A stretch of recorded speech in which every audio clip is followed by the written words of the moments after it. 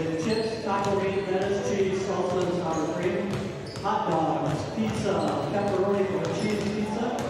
Homemade treats, berry road ice cream. Popcorn, candy, water pop, and Powerade.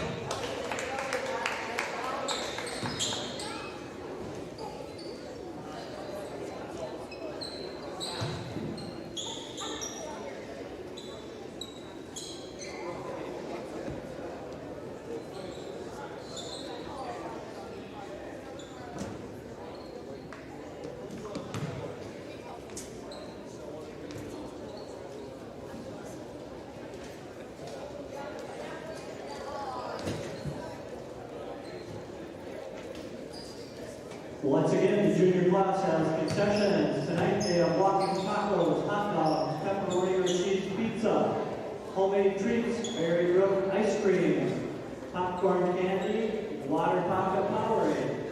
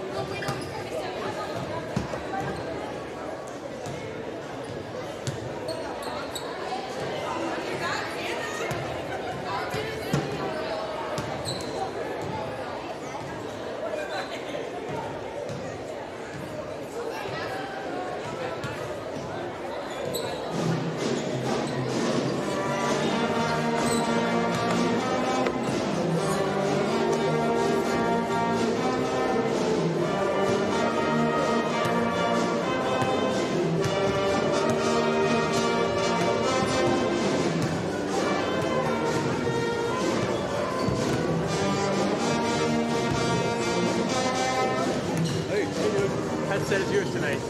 Okay. I looked at it just we got to plug in the battery earlier, but Okay. I think you can easily take it off. There's some rebars on it. This guy.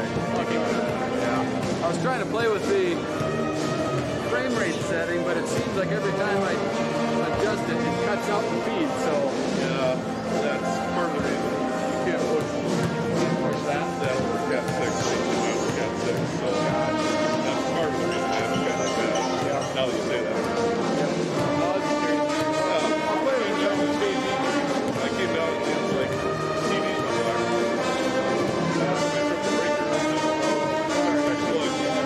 No, that's okay. But I would say yeah, there's so many constraints on that and pushing it up to the internet. I had a couple. Well, I was watching videos on this mod. There's a stable.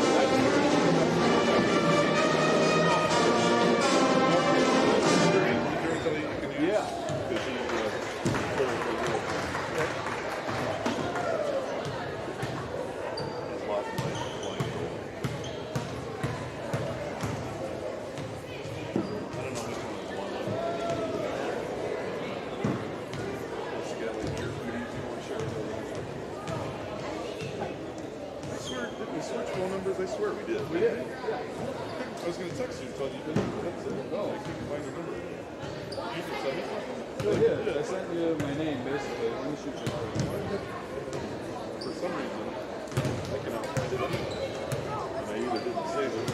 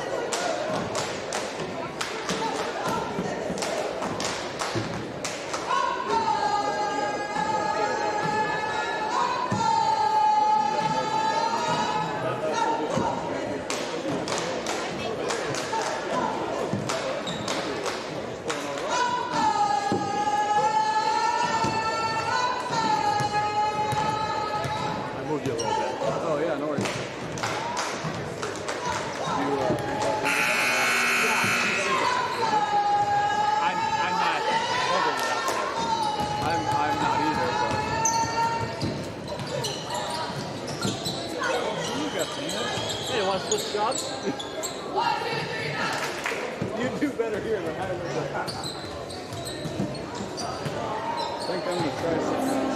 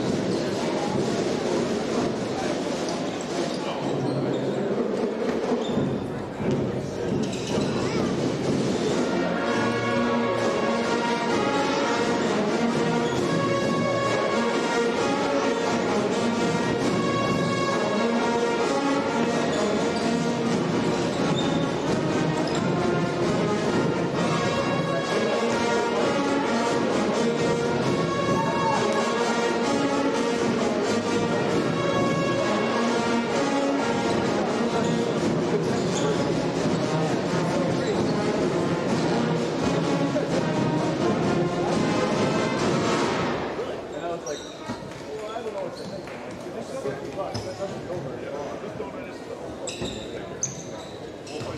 really didn't pursue it. That was curious.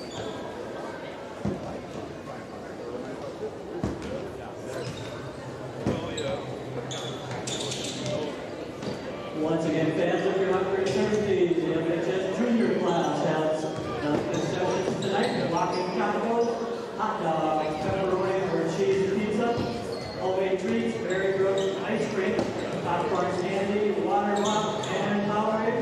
The proceeds go toward the FHS junior senior prom. And they thank you for all the support.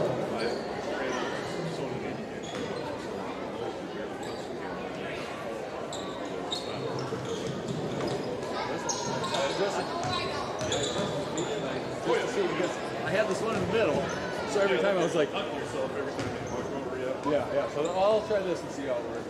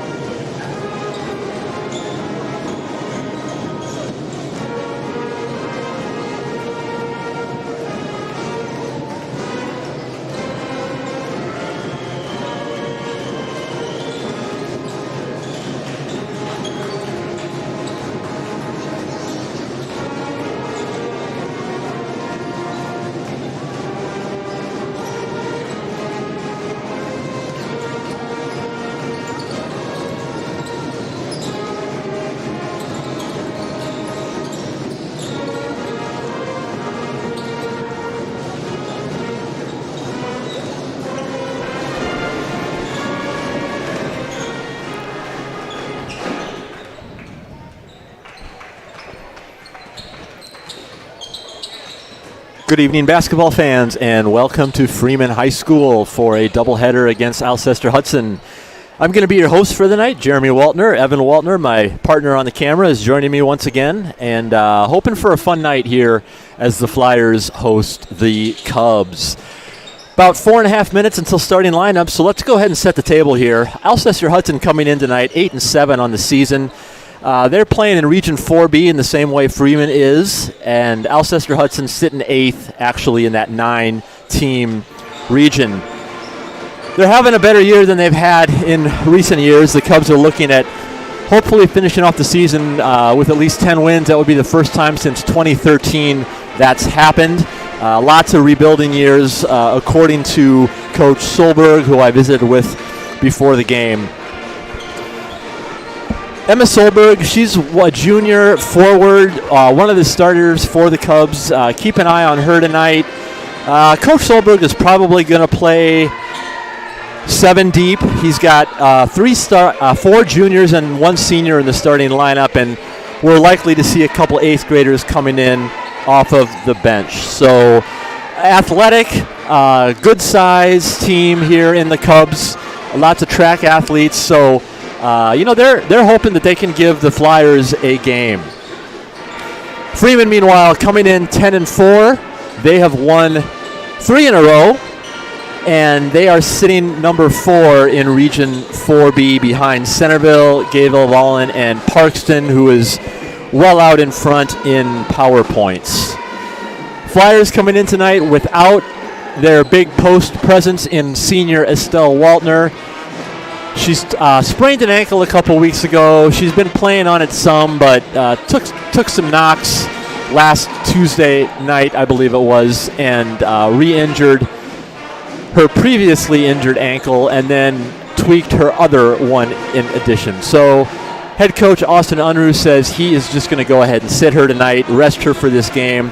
Hopefully she can be back healthy against a very, very good team on Saturday in Coleman-Egan. For the Flyers, they're going to be starting.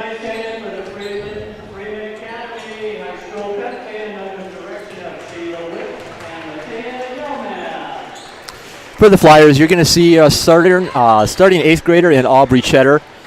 Also in the starting 5 for Freeman will be Veda Ammon, she's a senior. Riley Peters, she's a junior. Cadence Hofer, also a junior. And getting the start for the first time this season is freshman Riesland Hofer. Riesland got a start as an 8th grader one time last year. She's typically been coming off of the bench, but you're going to see her in the starting 5 tonight in replacement of Estelle Waltner, as I said. So, should be a fun one here. I'm going to go ahead and turn the mic off for the starting lineups, and then I'll be back for the tip in a few minutes. Thanks again for tuning in.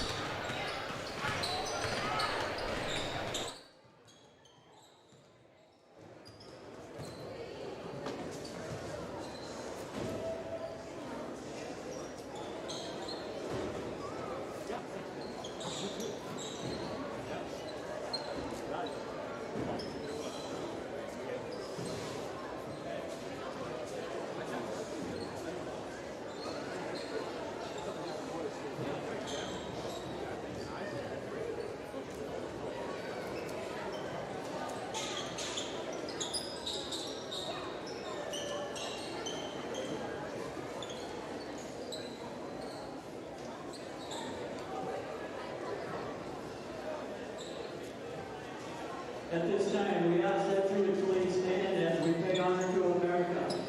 Please remove your hat or cap. Stand at attention with your right hand over your heart. Veterans and active duty military not in uniform may also salute the flag. As tonight, the Freeman Academy High School Pep Band, under the direction of Sheila Wick and Matea Yilmaz, play our national anthem.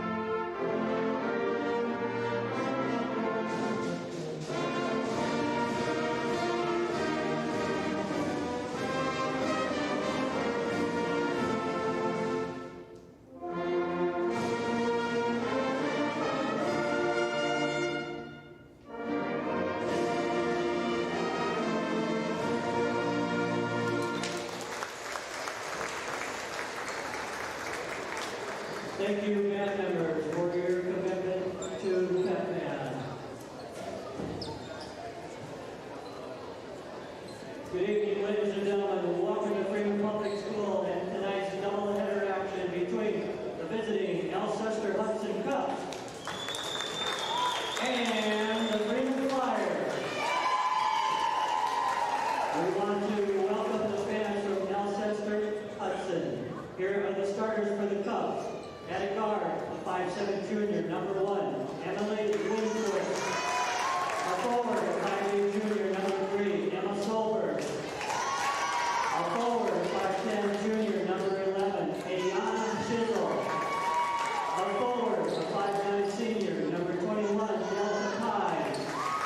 And a forward, a 5'8" junior, number 34, Summer Carlson. The Cubs are assisted by Joel Miller, and the head coach of the Cubs is Nate Solberg. Our little flyers of the game tonight, we have 2 of them. The first one is Layton Dockendorf. Layton is in 3rd grade at Freeman Elementary School. She is the daughter of Lee and Ashton Dockendorf. Our second one is Harper Engel. Harper is in 2nd grade at Freeman Elementary. She is the daughter of Clint and Jolene. At this time, they gave the game ball to the official, and now they'll help with the starting lineup. Thank you, girls. Starters for the Flyers. At a guard, a 5'1", 8th grader, number 1, Audrey Cheddar. At a guard, a 5'4", freshman, number 4, Lisa Hofer. A guard, a 5'5", senior, number 5, Veda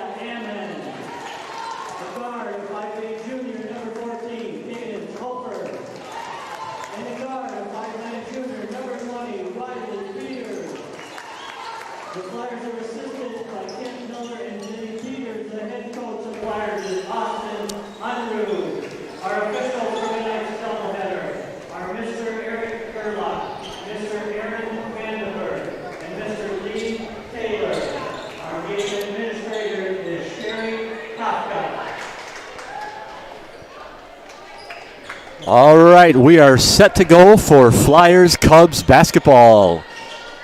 That is Cadence Hofer in the center circle. She is going to tip off against Ayana Shizzle. Shizzle, a junior forward. Hofer, a junior forward. And we're off and running. Cubs are going to control the tempo early. Here we go.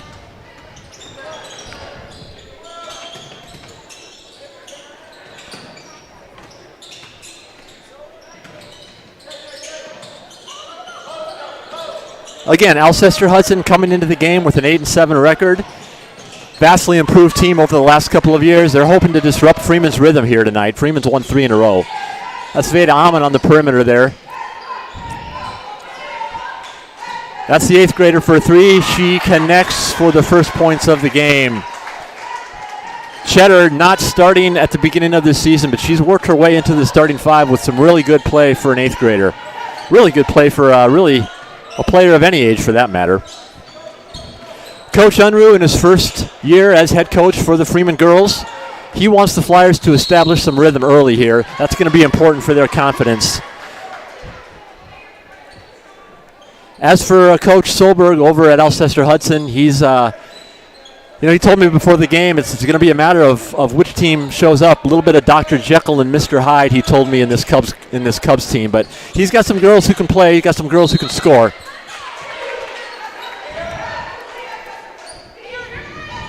Cubs trying to settle into a half-court defense against a pretty aggressive Freeman, half-court offense, that is, against a pretty aggressive Freeman defense.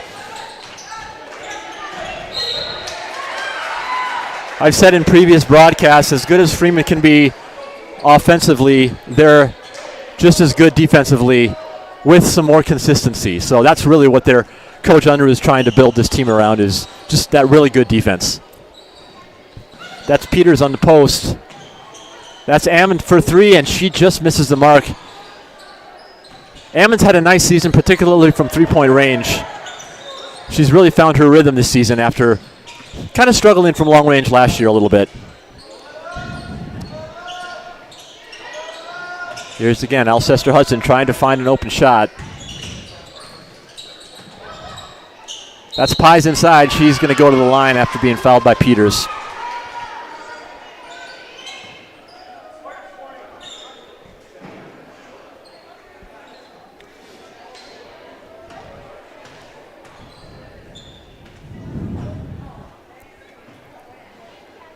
Pies, the only senior on the team, connects on her first for Alcester-Hudson first point. 3-1, 6:24 to play in the first quarter. That's Libby Ammon coming in for Riley Peters. Ammon, a sophomore, sister of Veda. Back after missing several games with a concussion.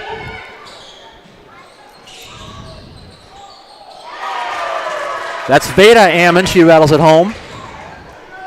6-2 early now. Also back for the Flyers tonight is Claire Loofborough. Claire also has been dealing with concussion protocol. Both have been cleared to play. So they're healthy with the exception of Waltner. Coach Unruh is hoping for a full roster on Saturday. That's Cheddar, a little floater. It's her 5th point of the game early on here. Cubs do a nice job of getting down the court against Freeman.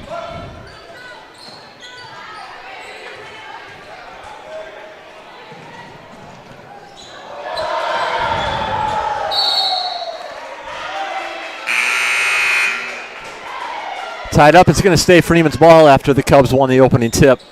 5:34 to play in the first quarter. 8-2 Freeman.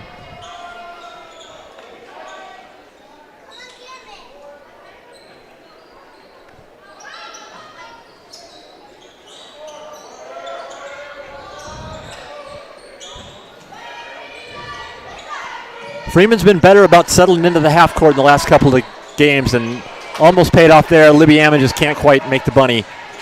That's the other thing Coach Unruh told me before the game, is he really wanted to see his girls finish at the rim, something they've been struggling with this season.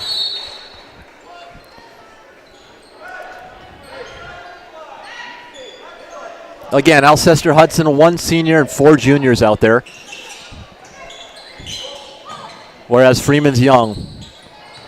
Ammon can't quite handle the rebound, stays here again.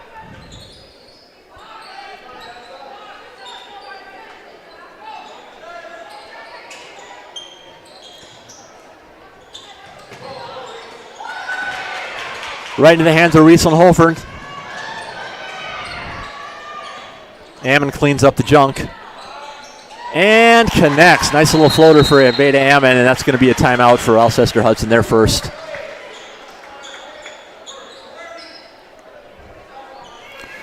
Five points for Beta Ammon to go along with Aubrey Cheddar's 5 points.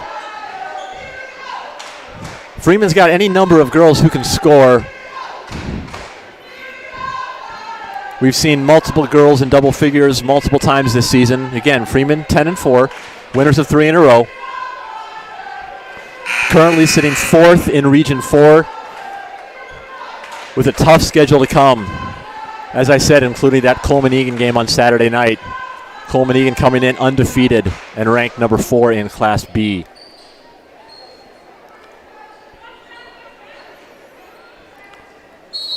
Freeman, and it looks like a full court man-to-man press here. Cubs are going to try to get through it. Nice job breaking the press there.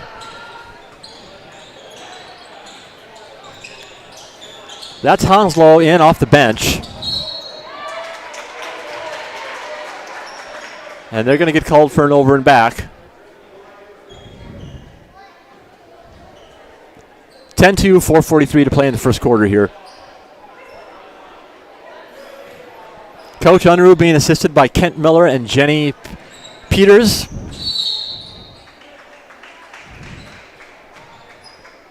That's a whistle on Solberg.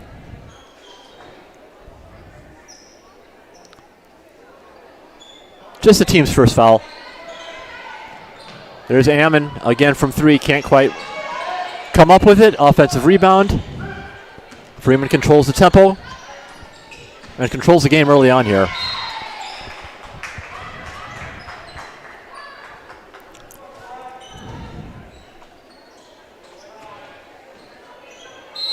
And Riesland Hofer steps out of bounds. Riesland getting the start for the first time this season. Turns the ball back over to Alcester-Hudson, down 10-2. They're going to need a bucket here. They're going to want to try to keep this close.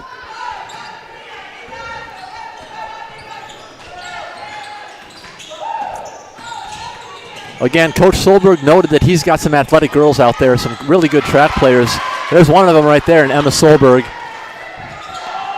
She's probably the one to watch for the Cubs tonight. Cadence Hofer can't connect on her attempt down low, and there she is to bat it away, makes up for it. Teams trade possessions in quick succession there. Alcester-Hudson's going to maintain control here, down 10-4, under 4 minutes to play now. And there's another turnover back the Flyers' way. A little sloppy play here last couple possessions.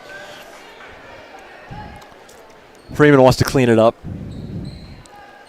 Alcester-Hudson wants to clean it up. And there's a travel by Hofer. Unruh's looking to his bench. Claire Lufbro is going to go in for Riesland Hofer.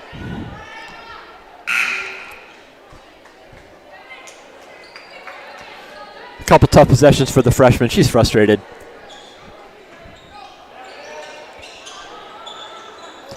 Again, there's that pressure defense giving Alcester-Hudson all sorts of fits. They do finally get it in. That is Winquist on the control there. Cubs are going to turn it over.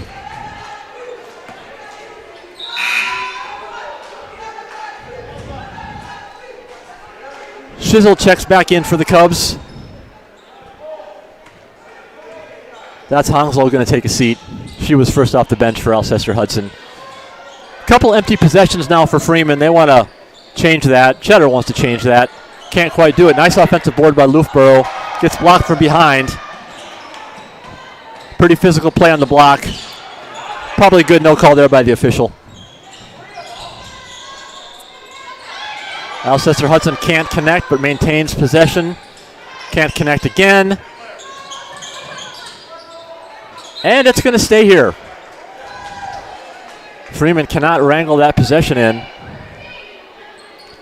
3:01 to play in the first, still 10-4.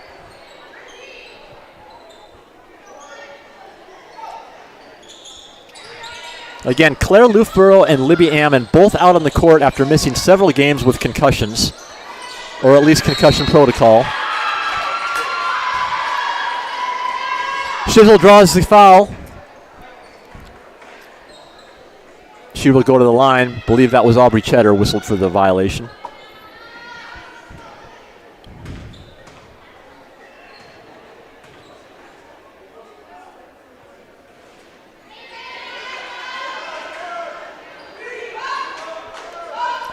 That's Loughborough and Cadence Hofer down low for the Flyers, hoping to control a rebound off of a miss here. And that's Ammon who does.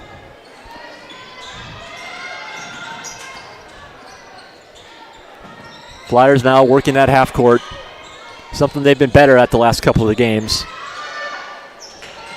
Ammon misses again. Another empty possession for Freeman and another chance for Alcester-Hudson to cut into this 10-4 lead. Game's really slowed down here, second half of this first quarter. Looks like Coach Unruh wants a timeout. It's a 30.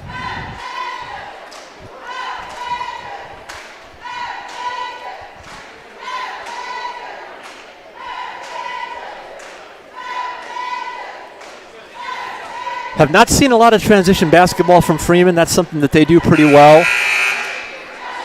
Coach Unruh said he was hoping that they could, capitalize on their speed to sort of outplay the size of the Cubs. Haven't seen that so far yet this game, but better than not chance we will, because that is Freeman basketball when it comes down to it. Again, Freeman's still in that man-to-man press, it looks like. No trouble breaking it, but that's Freeman comes from behind to swipe that ball away. Cheddar from the perimeter. She likes that shot. Another miss for Freeman. They've gone ice cold. And that's Hofer picking up the foul.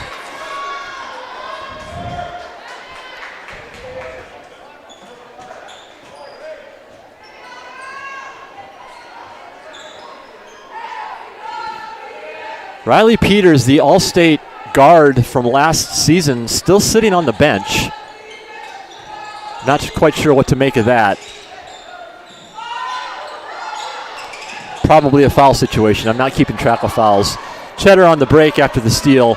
She's going to try to get free. Nice little bounce pass to Hofer, who just misses the shot. Cheddar cleans it up, finally breaks the scoring drought for both teams. 12-4 now, less than 2 minutes to play in the first quarter. That's Cheddar's 7th point. Obviously leads all scorers here early on.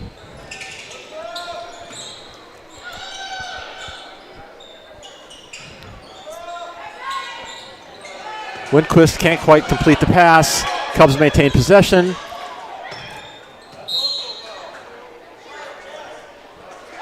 Off of Freeman, that'll stay here.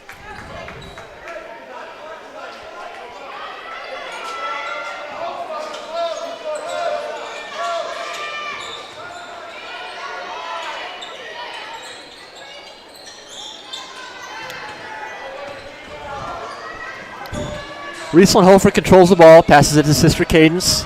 Cadence looking over, somebody looking for a shot, and there's a travel. Boy, Freeman just not looking like themselves. They look out of sorts. Nobody's really playing with much fire. Kind of a sluggish first quarter.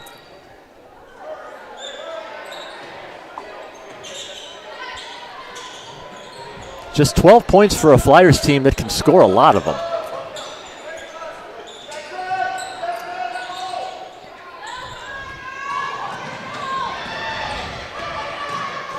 Cubs take advantage of the sloppy play. That's Windquist with the layup. 12-6 now with under a minute to play in the first quarter.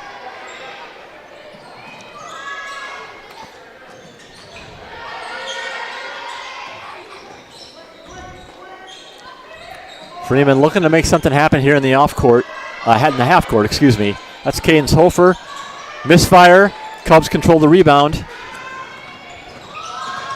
They have done a good job of controlling the defensive boards, and there's been a lot of misses to control. Nice little find inside and a nice little putback. That's Shizzle inside, makes it 12-8, 22 seconds left, shot clock off. Will Freeman play for the last shot?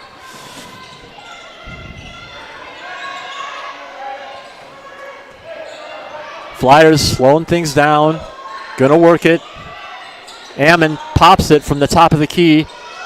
Cadence Hofer connects off the offensive rebound. 14-8. That's going to do it for the first 8 minutes. That's Hofer's first points of the game.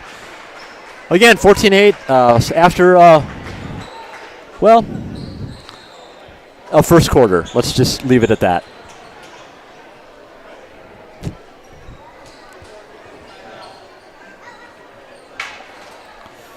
Cheddar, Veda, Ammon both with 7 points, and Hofer with the 2 to account for Freeman's total.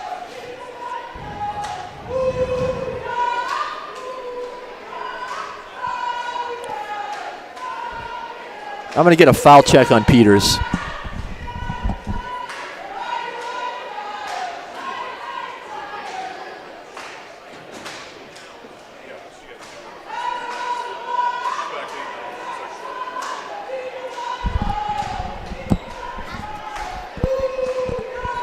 Yeah, I missed it. That is, Peters is seated because she got picked up 2 quick fouls. So she's a leader out there, if not the leader.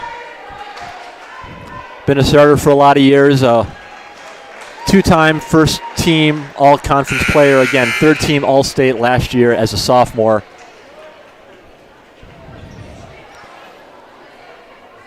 She's back on the court with the Hofer sisters and Cheddar, and Veda Ammon, the senior.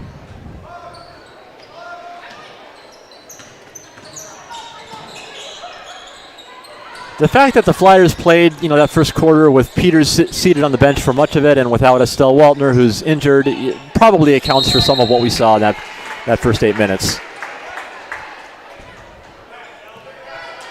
Freeman leading 14-8 here early on in the second. See if they can string some buckets together and extend this lead. Freeman, a good team that's proven to be inconsistent. A little bit like Alcester-Hudson, I suppose.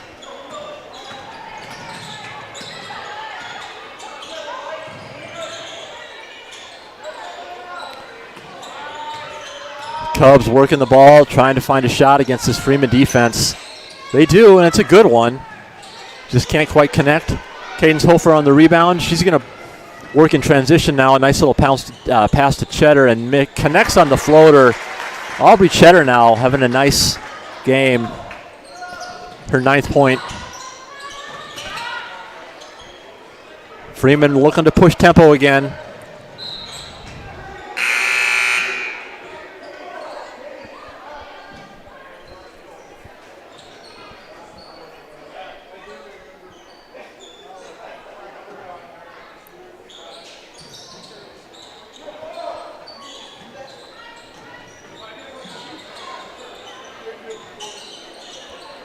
Freeman showing some patience here.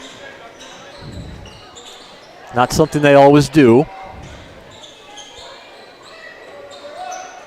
Nice little good court awareness there by Cadence Hofer to find that little opening there on the elbow, and Cheddar did a nice job of feeding her the ball, and Hofer knocked it down. That's Cadence Hofer's 4th point. There she is on the steal again. Cadence having a nice game defensively. Out to younger sister Riesland Hofer, back to Cadence. Peters draws the foul on the block. She'll go shoot 2. Peters looking for her first points of the night. 18-8 now, Freeman. 6:07 left in the first half.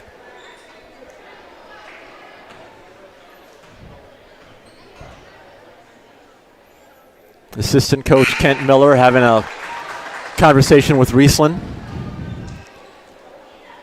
Kent, of course, the legendary football coach from West Central. Been working with the Freeman girls for the past several years. Also assisting Unruh is Jenny Peters. She was the head coach for the last few years before Unruh came on board. The three of them make for a nice coaching trio. Freeman again showing some patience. Peters can't connect from 10 foot. Cubs cleared out. There's Hofer showing that speed, just too much of it.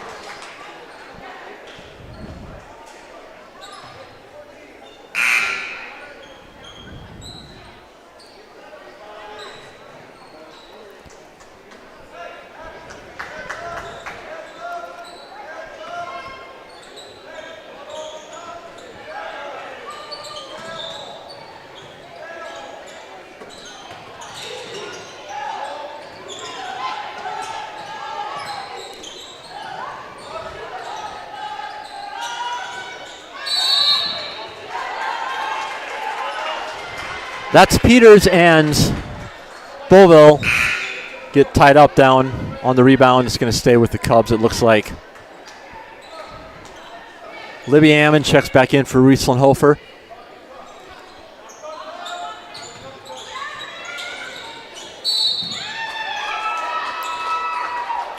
Cadence Hofer whistled for the foul, didn't like it.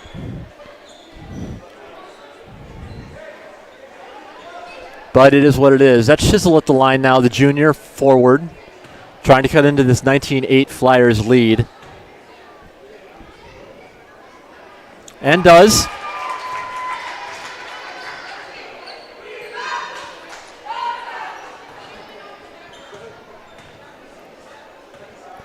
Chisel, the tallest girl listed on the roster at 5'10". Can't connect on the second one. Peters hauls down the rebound. Good look from Ammon. Again, she misses.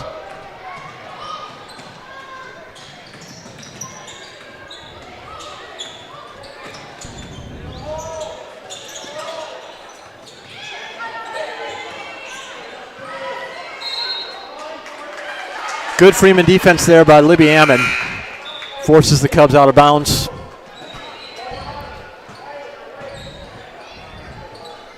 Ammon, the sophomore, will be inbounding to Cheddar, the 8th grader, who's running the point.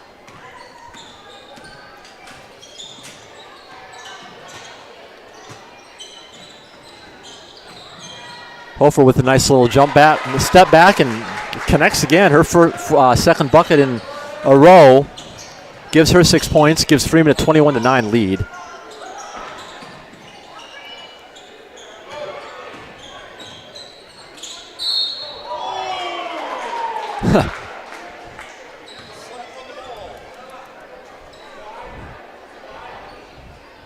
Not everybody liked the call, but Solberg will go to the line, shooting 2.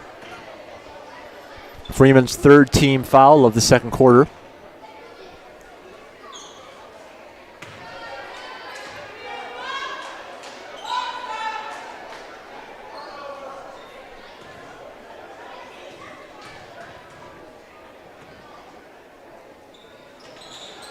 And misses them both. There's Hofer then on the break again, leading the charge. Again, you can see how fast Freeman likes to play. Nice little dish inside to Ammon, can't connect. Cubs control the rebound.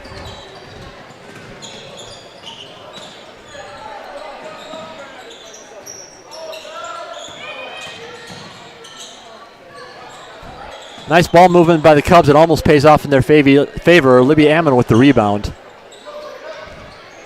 Again, still 21-9. Hofer, nice little cross-court pass there. She's got good court awareness.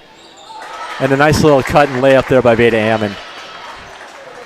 Cadence Hofer struggled scoring Tuesday night, but ended the game with 8 assists. That's a stat that Coach Unruh really liked to see. Cheddar almost with the steal there. Cubs do a nice job of getting the ball inside and executing. That's Shizzle on the block. Again, starting junior. Again, a nice little cut by Ammon.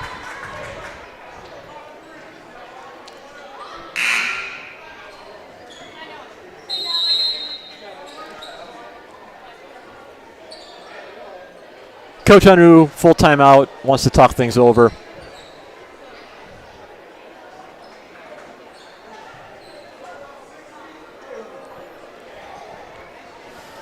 Alcester-Hudson 8-7. All their wins have come against sub-500 teams. Coach Solberg said, though, he's liked the way his girls have played against some of the tougher competition. They took a 9-4 Irene Wakanda team to a single-digit win, 56-47 back on January 22nd.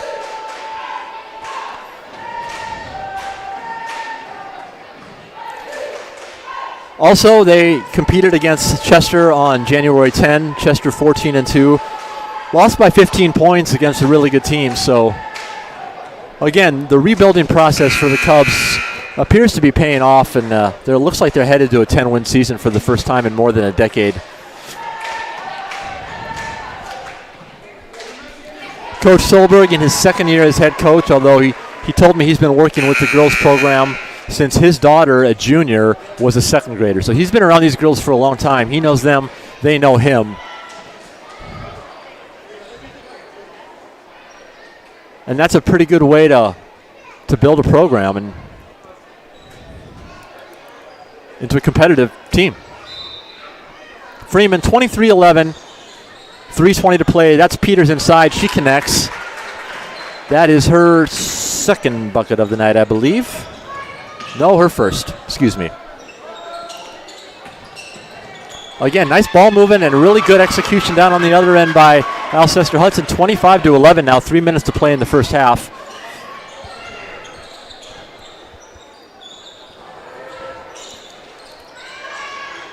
Peters hauls in the rebound. Can't connect. Yeah, that athleticism that the coach was talking about before the game is really showing from Alcester-Hudson. Can't quite handle the pass right there, but yeah, these girls look like they know what they're doing out there. Freeman turns the ball over.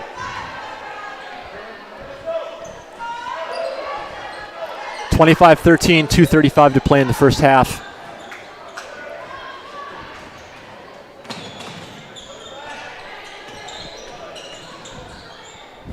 Winquist controlling the point. There she is again, looking to make something happen.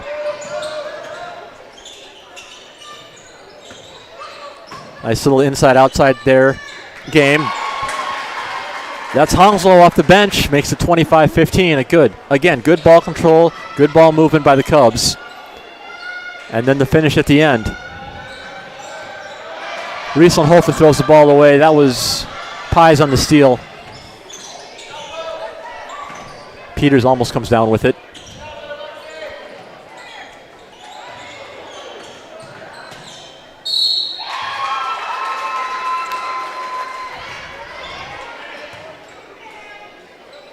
Cheddar whistled for the foul on the shot. That'll be 2 shots for Winquist.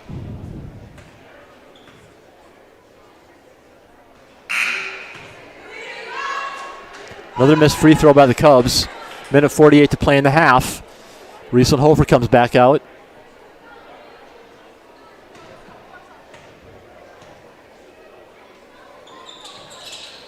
And the 4th miss from the charity stripe in a row for Alcester-Hudson. Freeman controls the ball. Peters spotted a seam but had it knocked away. Cubs now in transition. Playing a little bit of Freeman's game, but can't quite connect. That's Libby Ammon on the rebound.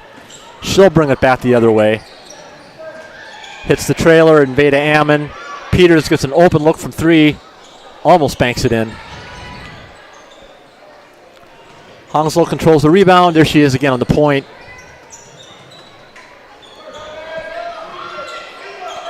Approaching a minute to play in the first half. 25-15, Freeman lead. It's a nice little move that's Lexi Miller muscling her way in. She's in off the bench. It's one of those 8th graders I was talking about at the onset of the game. Cadence Hofer feeling it from 3. She likes that. 28-17.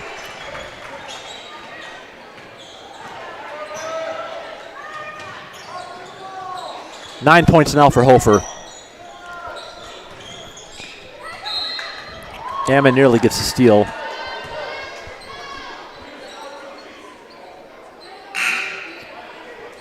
Coach Unruh putting Rieslandhofer back in. That's Riley Timmerman seeing her first action of the game. Timmerman, a freshman.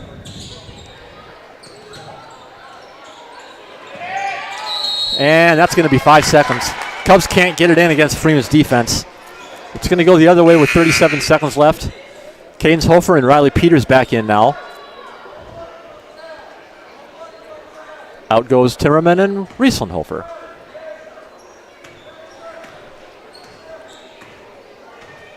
About a 2-second difference between the shot clock and game clock here, so pretty good chance Alcester-Hudson will get the last shot, or at least the last possession, depending on what Freeman does here.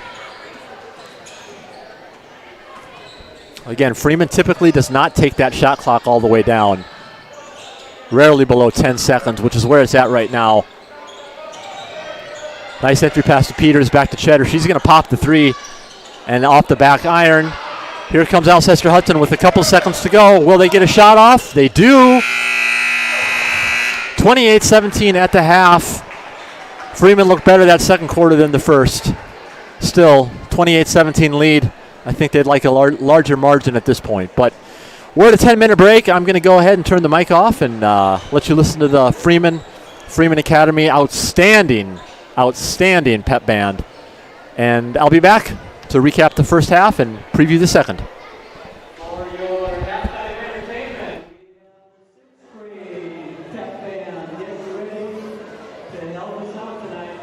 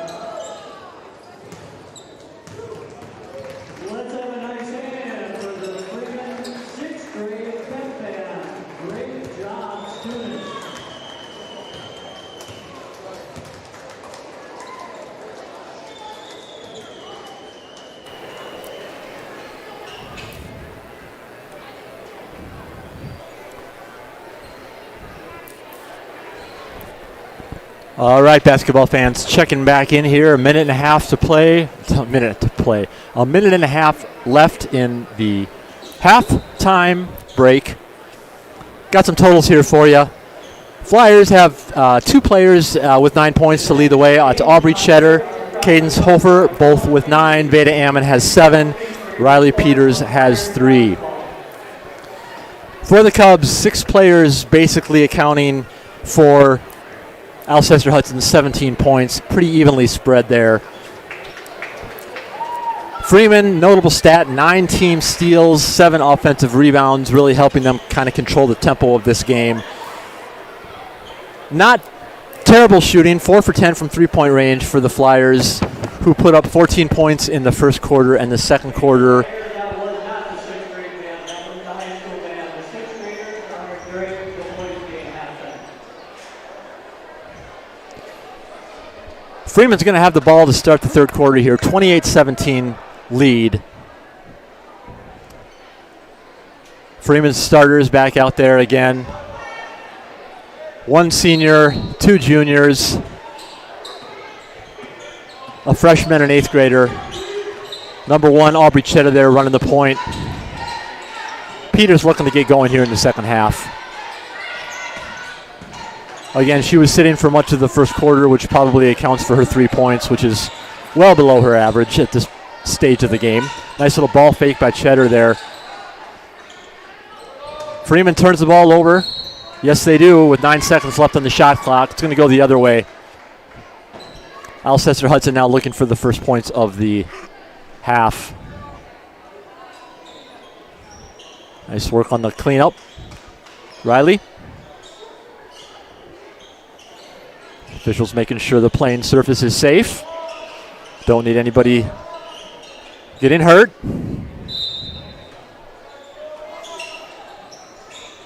And play resumes. Alcester-Hudson, nice job in transition there. Oh, and that's just, Pies just can't connect on the open look. That's Peters running the show. She gets loose inside and connects on a little leaner. Peters showing good body control there for her 5th point of the game.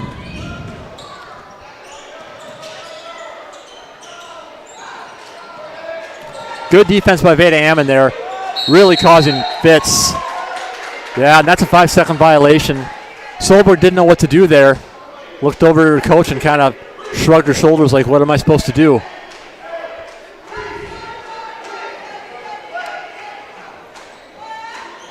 Flyers hoping for points off the turnover to extend the lead, which now sits at 30-17 with 7 minutes to play in the third quarter.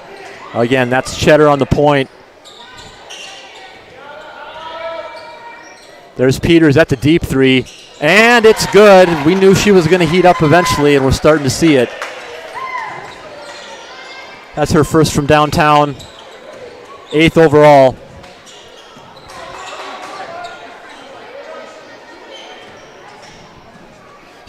Peters has all 5 points in the third quarter here for Freeman. Solberg draws the foul. She'll shoot 2.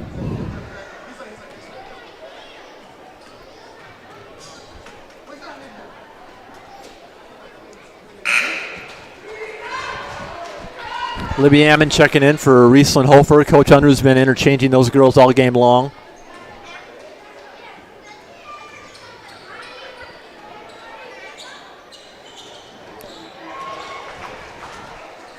Solberg makes them both, makes it 33-19 now.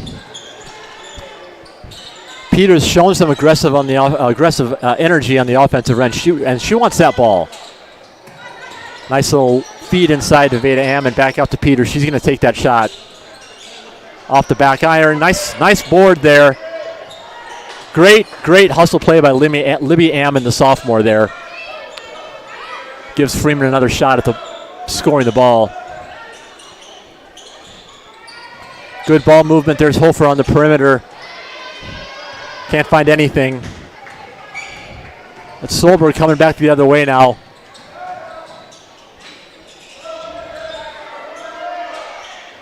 Can't quite find Solberg inside. That's Cheddar on the break. She's going to try to get to the bucket. She likes to do that, and she's good at it. Cheddar finding a way to get to the hole. That's her 11th point of the game. She leads all scorers now. 35-19. And it's Veda Ammon bats it away, but flagged for the call. Coach Solberg checking in too. Giving his girls a rest.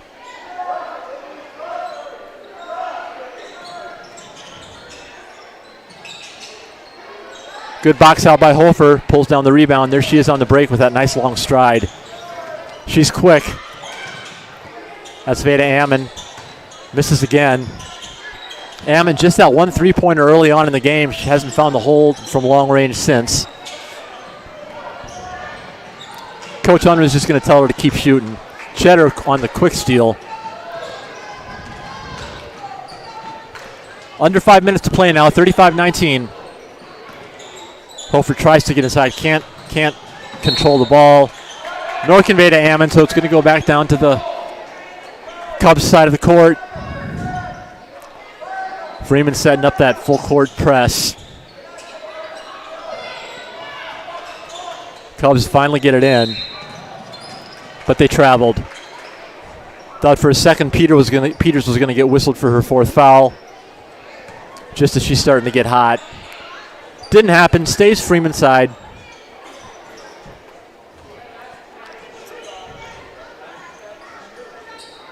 Libby Ammon finds Cadence Hofer.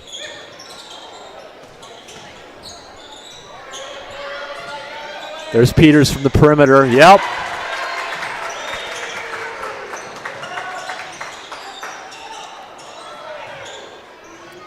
She's got 11 now.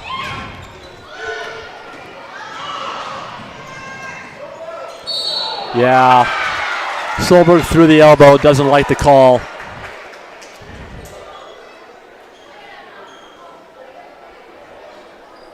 Nor does the coach, and he wants the 32nd to talk it over. Some frustration now on Alcester-Hudson's part. Hands on hips. It's largely been a half-court game. We haven't seen a ton of up and down, although Freeman has worked really hard to try to get in transition, maybe wear this Cubs team down a little bit. And Alcester-Hudson maybe showing a little fatigue.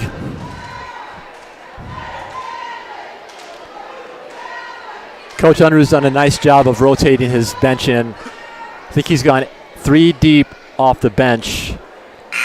Yeah, 8 girls have seen action for Freeman.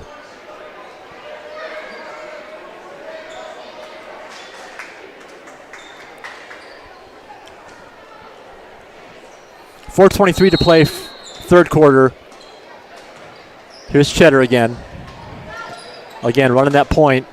Coach Unruh likes having Aubrey Cheddar on the point, which allows Riley Peters to play off ball a little bit. Perhaps more effective that way.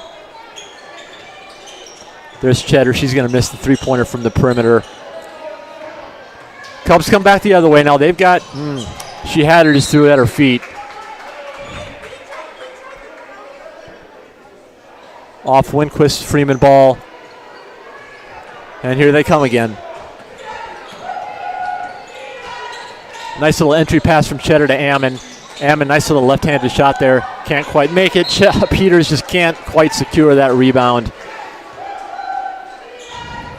Ammon showing a little frustration.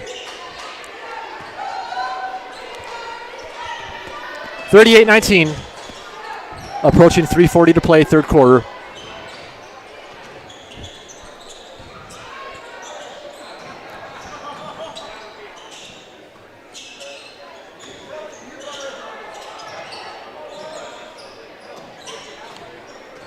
Freeman in that man-to-man. Good backside help there, but called for a foul. That's Winquist at the line.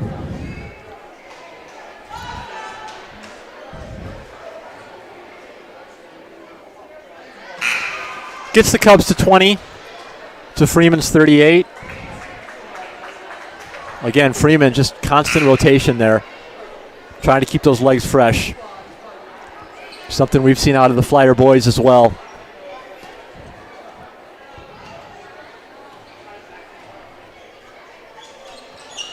Windquist again.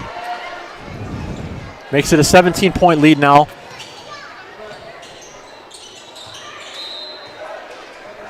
Ammon entry pass, misfire. Freeman maintains possession. Almost a full shot clock to work with, 31 seconds on it.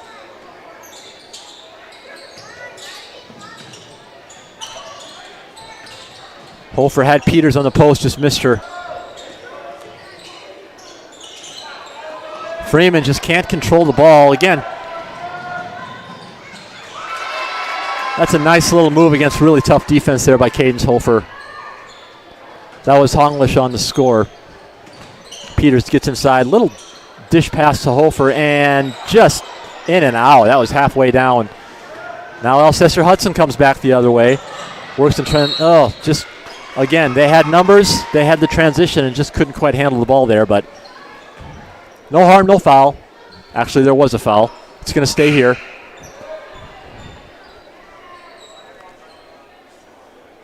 Foul called on Cadence Hofer. She's going to come out of the game.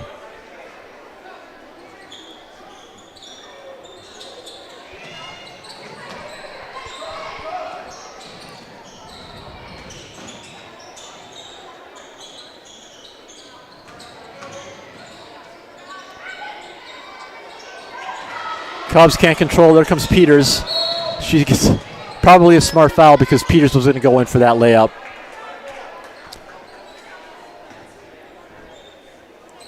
Hungslow on the foul.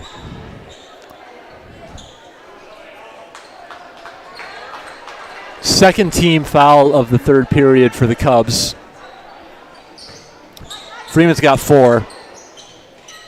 Nice little entry pass to Peters. Does a good job of controlling herself, but just can't keep her feet down. Tough play by an athletic Riley Peters there.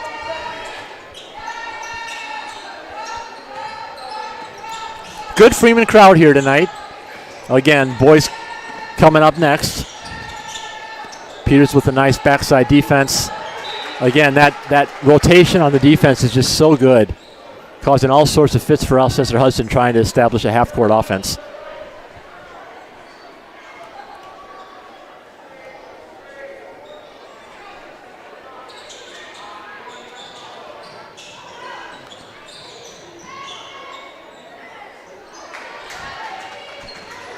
Little contact there from Peters, not called. She's going to bring the ball down now.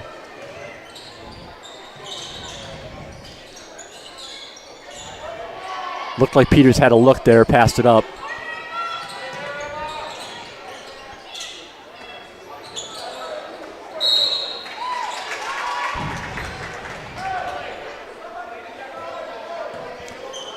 Lexi Miller off the bench, called for the foul there.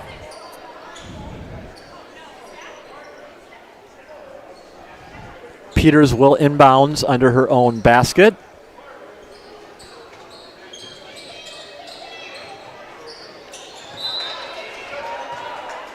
Knocked away, stays here. Minute 47 left, third period. 15-point lead by Freeman. And a travel.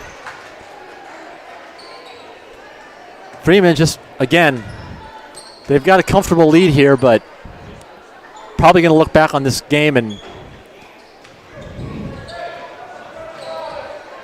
see some sloppy play, frankly.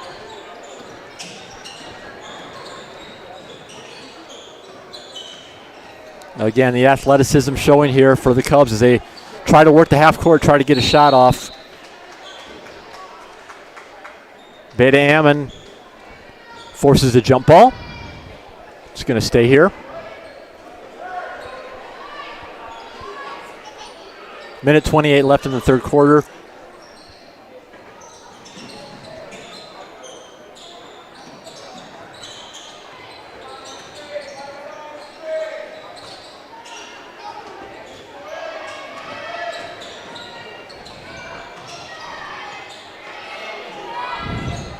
Nice shot. Good looking shot there. That's Skyla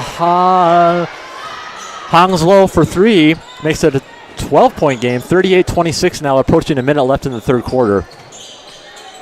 Freeman looking to respond.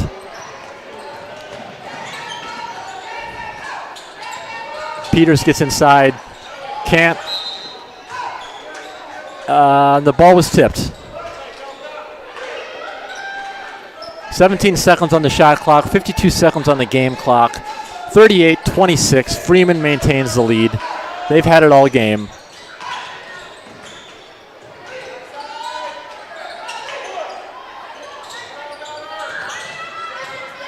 Peters passes up the three. Cheddar back to Peters. There's a three. Off iron. Cubs maintain rebound. And they've got the numbers down the court. They're going to capitalize on it by drawing the foul. That's Winquist. Go back to the line. I've called her name a lot tonight. Could make it a 10-point game here late in the third, should she connect on her two shots.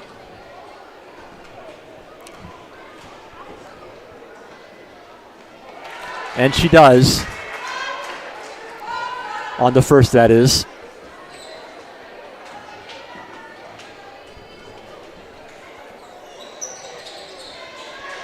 This is the second Cubs maintain possession, though.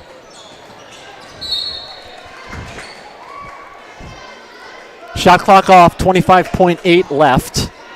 38-27 Flyers.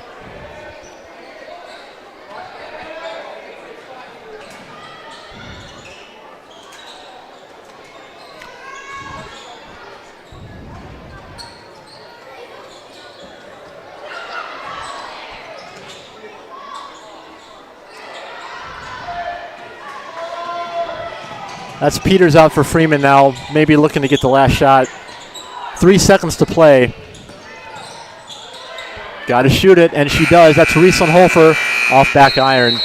That's the end of the third quarter, 38-27. Alcester-Hudson hanging around.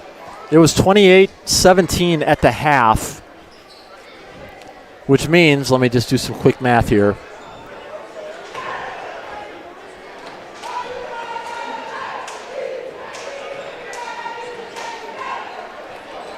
Yeah, pretty even play in that third quarter amongst both teams.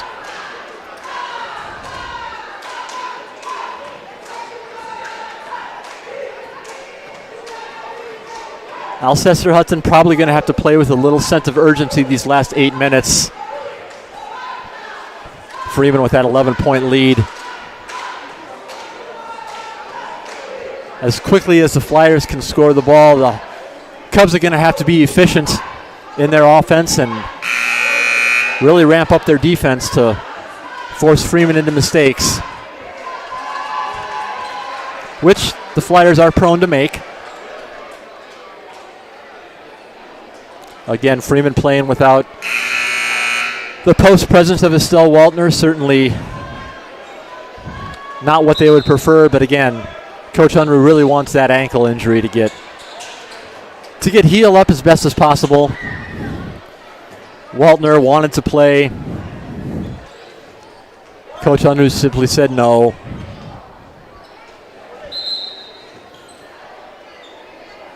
Sometimes Coach does know best. And here we go. Fourth quarter underway. Hofer trying to get Freeman on the board first, can't do it. She cleans up the loose ball. She'll bring it back down across midcourt. And Aubrey Cheddar travels. Just got a little too excited there.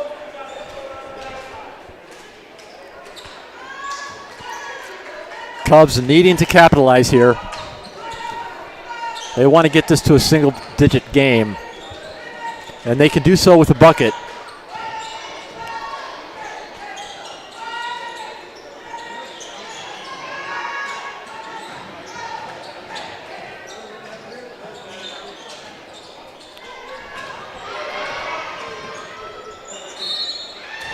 Winquist, she couldn't connect from the perimeter, but that's Solberg who cleans up the rebound and draws the foul in the lane.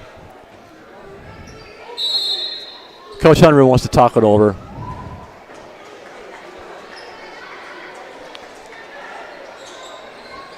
First-year head coach for the girls doesn't look all that pleased.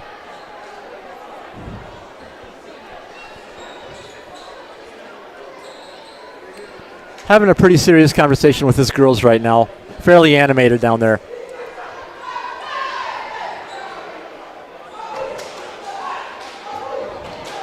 Coach Unruh, a successful boys basketball coach for a number of years over at Freeman Academy. On staff here at Freeman Public. Offensive coordinator for the football team. Passionate coach, well liked. Excited to take the head coaching position for this Freeman girls team. Has told me how much he's enjoyed his working relationship with his assistants, Jenny Peters and Kent Miller.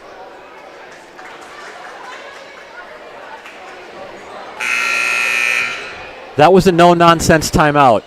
We'll see how Freeman responds. Up 11 points with 7:19 to play in the game. Alcester-Hudson within striking distance here. Certainly where they wanted to be going into this game against a good Freeman team. Again, Freeman sitting 10-4.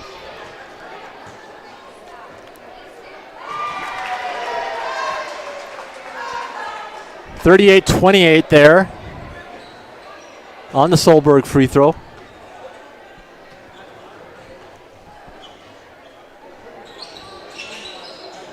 In and out, good box out by Peters. It's an over the back on Pies. It'll come back Freeman's way with 7:18 to play. 10-point lead.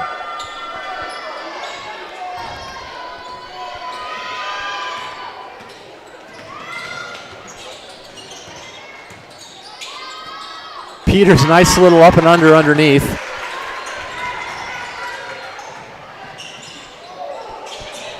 She's got 13 points. Extends Freeman's lead back to 12. And Cubs called for an offensive foul. Coming back Freeman's way.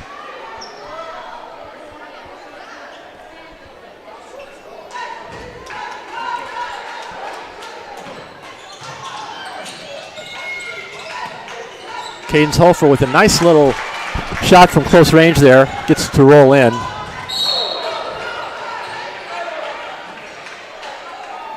It's 11 points for Hofer. Cheddar called for the foul there, the body check.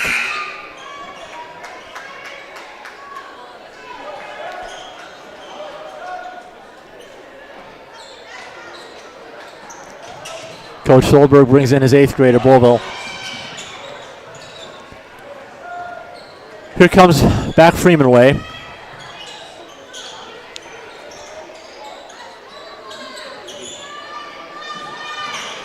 Peters wants the ball inside, can't get it to her.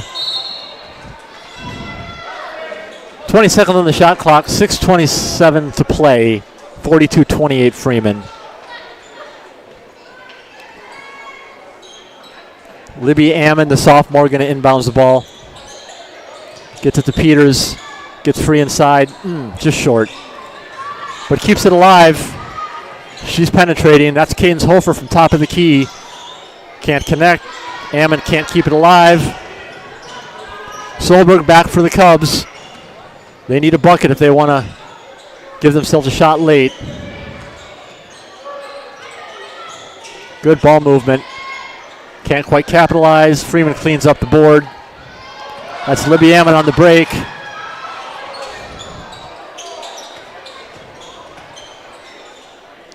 Peters flashing. Hofer called for the foul. That'll be on the ground.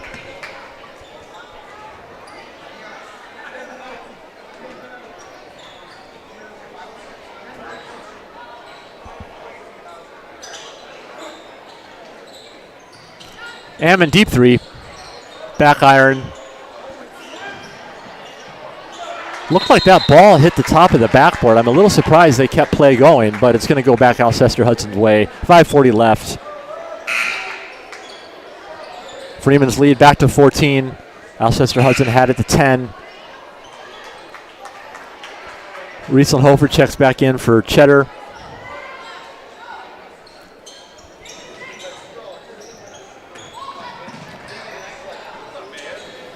Cubs get through the press. Freeman's defense just collapses on the block and forces a missed shot.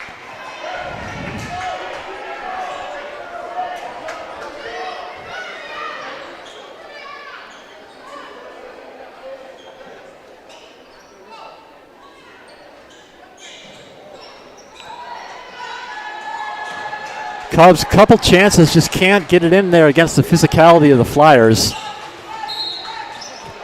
Riesland-Hofer trying to get it into Peters on the block. Peters continuing to work really hard in there. She's tired, you can tell.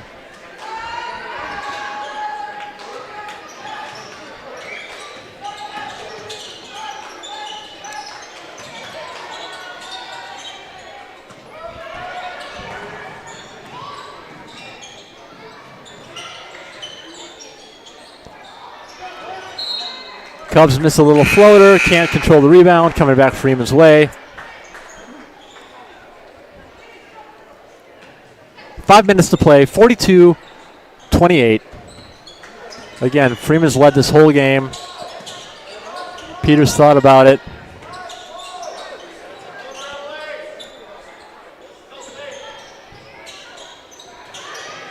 That's Riesland-Hofer for three.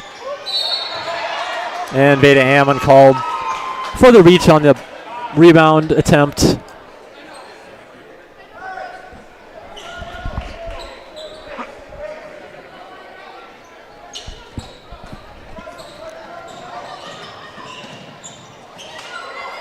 Peters is going to clean it up. She's going to cruise in. Block before the shot.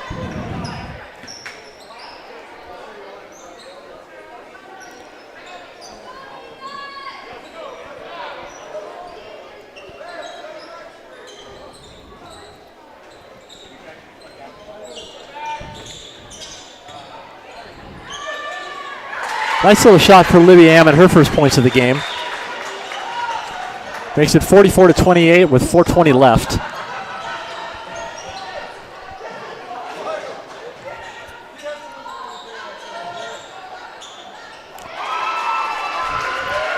That's Hounslow, banks it in. 44-31 now as we approach the 4-minute mark in the game. Peters inside. Points off the glass. That is her 15th. She leads all scorers.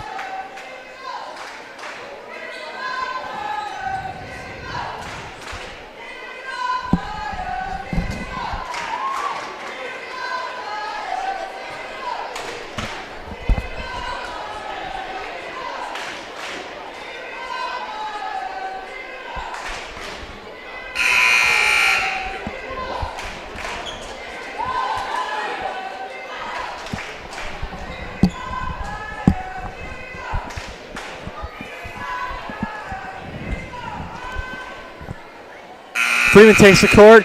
Libby Ammon, Beta Ammon, the Hofer sisters.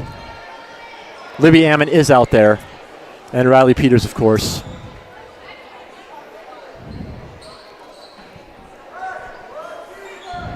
Four minutes to play. Freeman 46, Alcester-Hudson 31.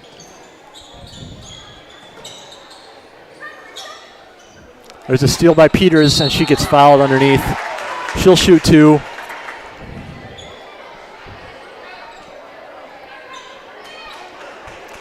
Riley Peters, the outstanding hurdler for the Flyers. Twice a medal winner of the hurdles ever since her 7th grade year. Back iron on the first attempt.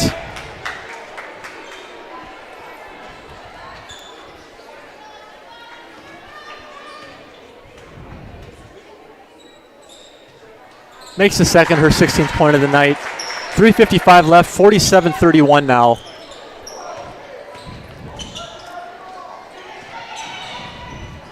There's a steal by Hofer. Back comes Freeman. Peters finds Hofer. Hofer pops from 14 and connects. She's had a nice game.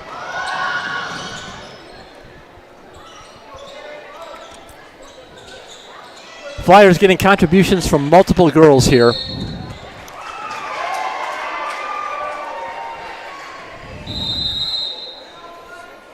And Coach Solberg wants a timeout.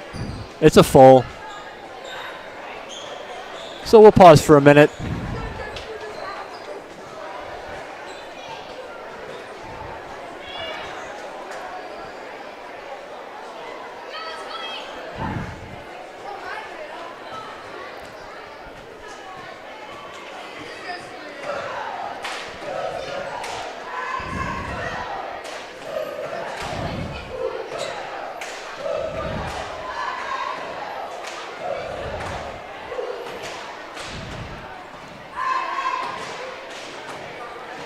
Cadence Hofer sitting at 13 points. Beta Ammon, 7 points all in the first half. Aubrey Cheddar is 9. Excuse me, Aubrey Cheddar with 11. So Freeman's got 3 girls in double figures.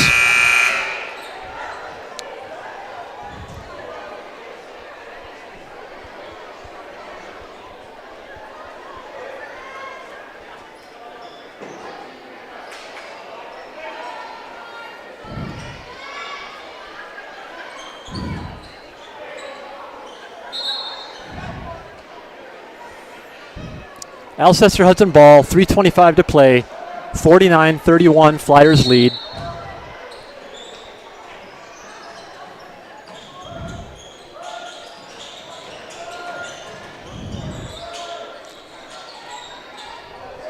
Freeman maintains possession. Here they come, approaching 3 minutes to play in the game.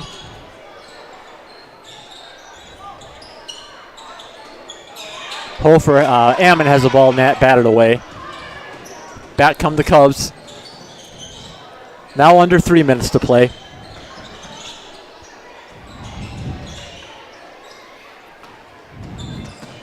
Freeman back after the turnover.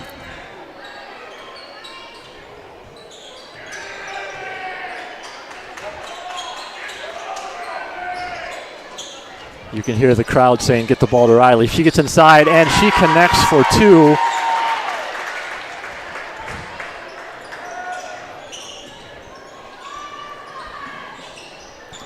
All but 3 of Peters' points have come here in the second half.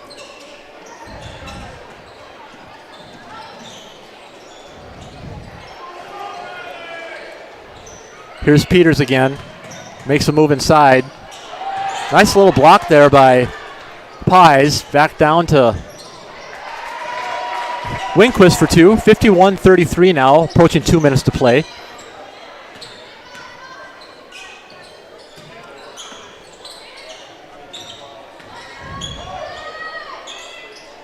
That's inside to Peters, tries to get free and does, and she connects. That's a special bucket for that girl. That is 1,000 career points for Riley Peters. A nice ovation for the junior standout. Hug from her mom, hug from assistant coach Kent Miller.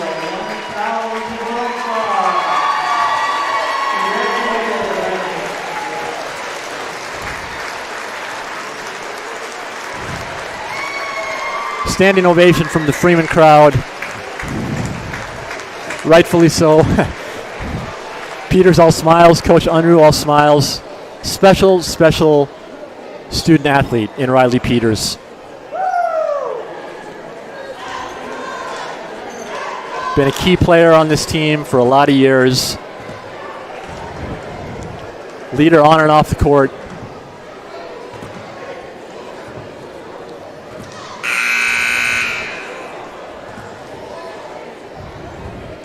Peters and the Flyers no doubt happy, but knowing Riley, she just wants this team to win.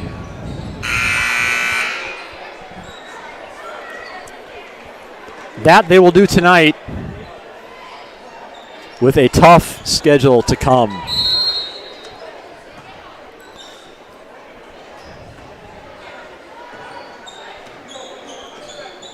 In addition to Saturday's game against Coleman Egan, the Flyers also will play a very good Ethan team and a very good Gayville Volun team to end the season.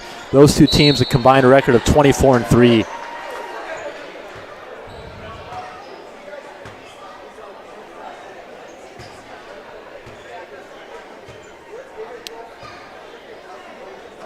But we got to finish this one first. 53-33 now, 1:33 to play. Pies at the line, short.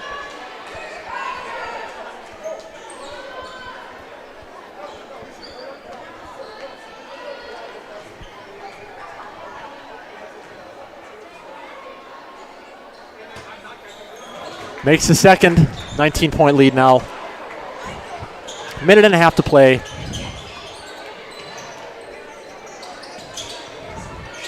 Freeman probably content to work the clock here.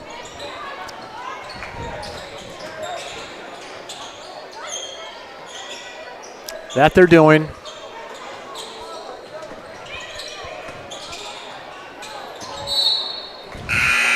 Freeman throws the ball away, going to go back the other way. Coach Solberg going to empty his bench.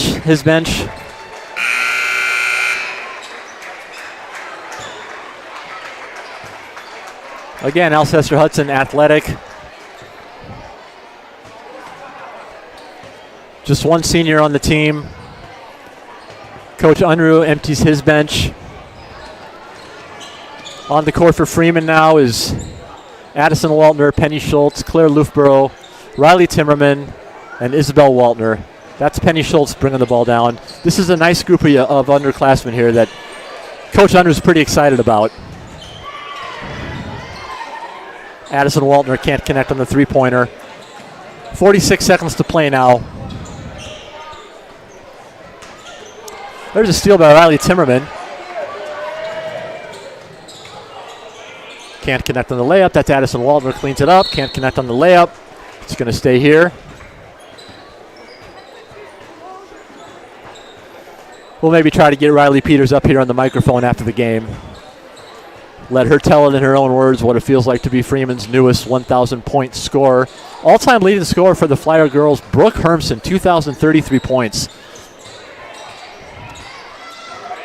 Penny Schultz with a high arcing shot that almost goes down. Lufborough hits the floor. 24 seconds to play.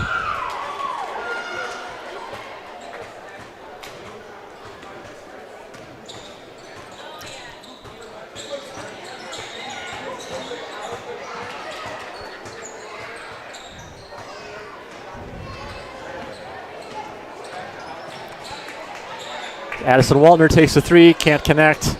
That's probably going to do it here. Coach is just going to let him scrum. And that's game. 53-34, your final. Nice win for Freeman, their fourth in a row. That moves them to 11-4. Alcester-Hudson girls drop to 8-8. The handshakes commence. Back to the locker room they will go, and we'll be back in a few minutes to talk some more about basketball.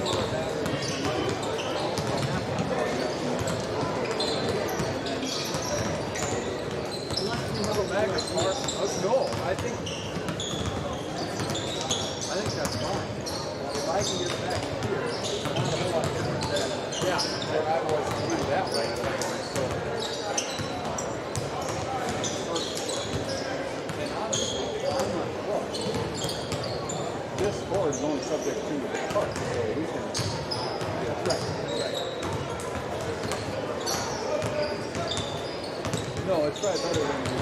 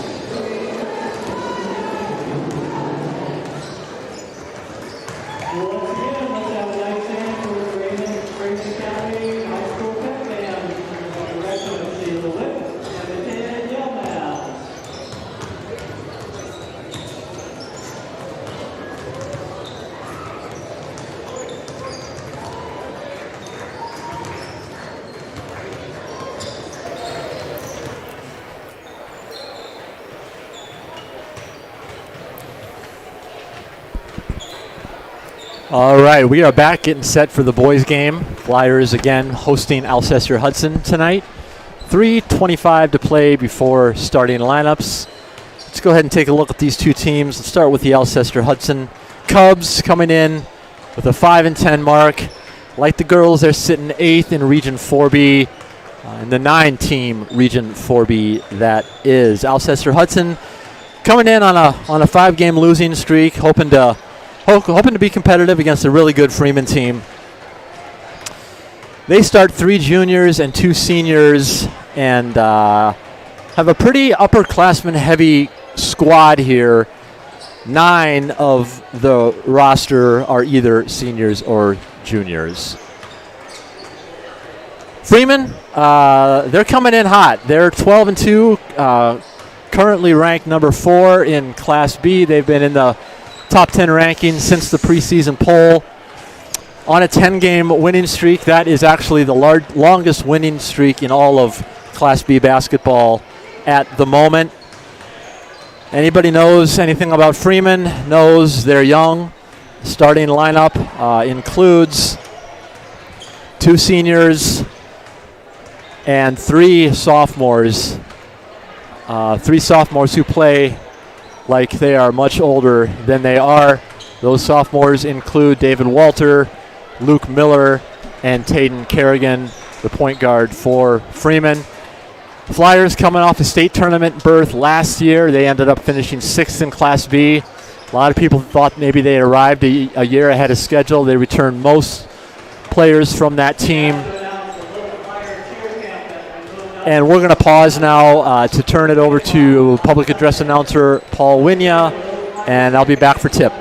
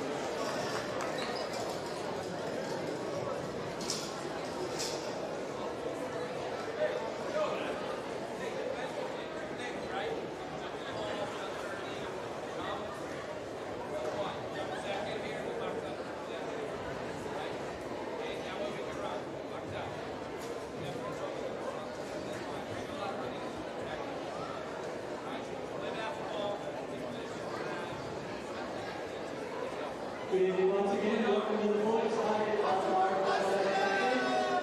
first, the starting lineup for the Alcester-Hudson Cubs. And a forward, 6-foot junior, number 5, Cole Ahart. And a guard, 5'10" junior, number 12, Ethan Brown. And a forward, 6'4" senior, number 21, Jacob Cole. And a guard, 6'1" junior, number 23, Evan Mack. And then a guard, 6-foot senior, number 30, Tommy Wall. The Cubs are assisted by Devin Schofield. The head coach for the Alcester-Hudson Cubs is Grant Johnson. Tonight's little flyer of the game is Sam Unruh. Sam is in 3rd grade at Freeman Elementary. He is the son of Patrick and Courtney Unruh. And at this time, Sam will present the game ball to the officials and they will help out with the starting lineup. Good job, Sam. First, the cheerleaders for the Flyers, Samantha Belanti, Samuela Belanti, Anj Kamanda, Sayir Takola, and Tadel Wilnumba. The cheer coaches are Taylor Branson and Amy Sorensen. Starters for the Flyers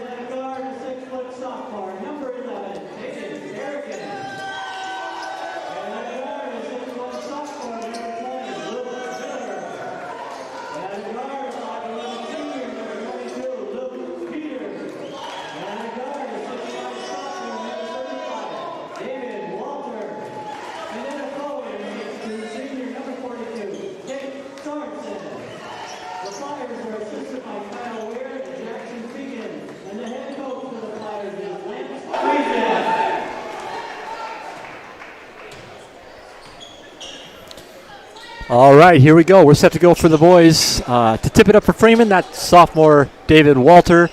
For Alcester-Hudson, that is Jacob Cole, senior forward.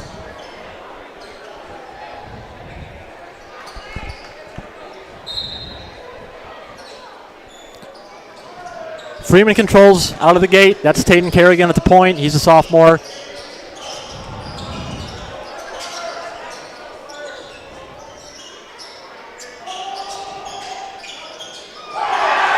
We've seen the Flyers start that way in the past. That's Luke Peters with an alley-oop to David Walter for the first points of the game.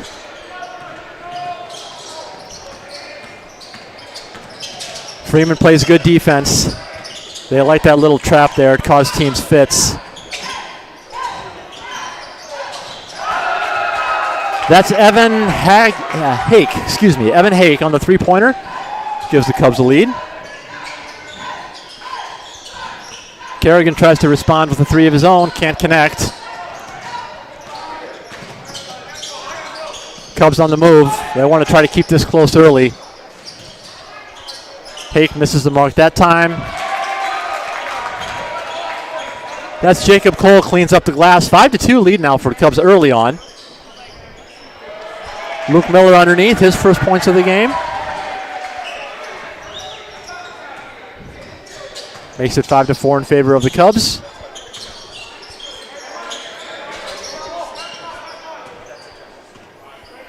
Alcester-Hudson now looking to try to control tempo here.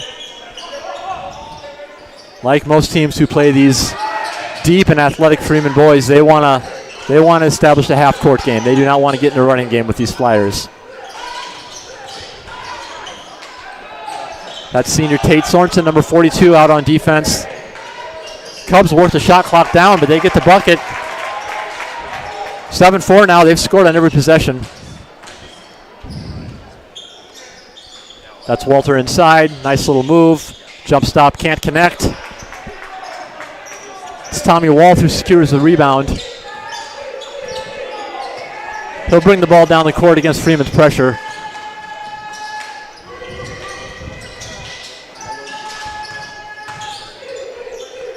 Nice little up and under there. That's Walth again. Rebound, brought the ball down and scored. 9-4 early on for the Cubs. Sorensen with the bad pass. Cubs looking to take advantage of it. That's Walth again inside. Can't quite secure it. David Walter on the board. That's Kerrigan on the break. Maintains control there. 5:20 to play. 9-4 Alcester-Hudson. Kerrigan with the three-point attempt. He connects. 9-7 now. 3 players now in the scorebook for Freeman.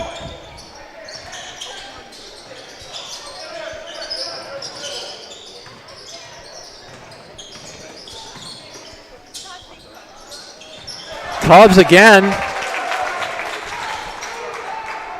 That's Walth. Makes it 11-7. Alcester-Hudson has yet to come up with an empty possession here early on. Peters looks to counter, and he does. Excuse me, that's Luke Miller. That's Luke Peters, excuse me. Had it right the first time.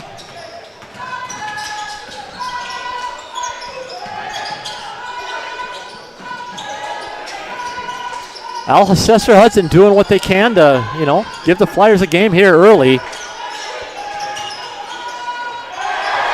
Walter, a nice block from behind on, that's Jacob Cole who had the shot attempt taken away from him. Freeman looking to regain the lead now. There's Peters. Nice jump shot. Good, strong, athletic kid. 12-11 now. That's his 7th point of the game early on. We're taking a break.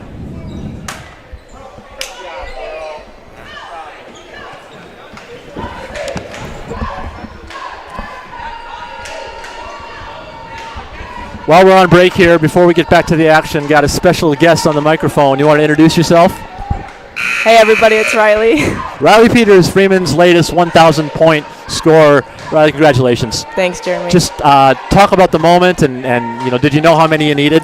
Okay, well, when Under called that timeout, he's like, Riley's got 4 to go, so let's try to work it through her. And I'm like, oh shoot, I better make these next layups. I know it's going to be that. Did you know you were close? I had enough. Yeah, there was like 50 points to go, and I was like, okay, I'm close. That was a couple games ago, though, so. Yeah. Yeah. What does it mean to you to be playing on this team, the friendships that you've made with the girls, and you're having a nice season as a team?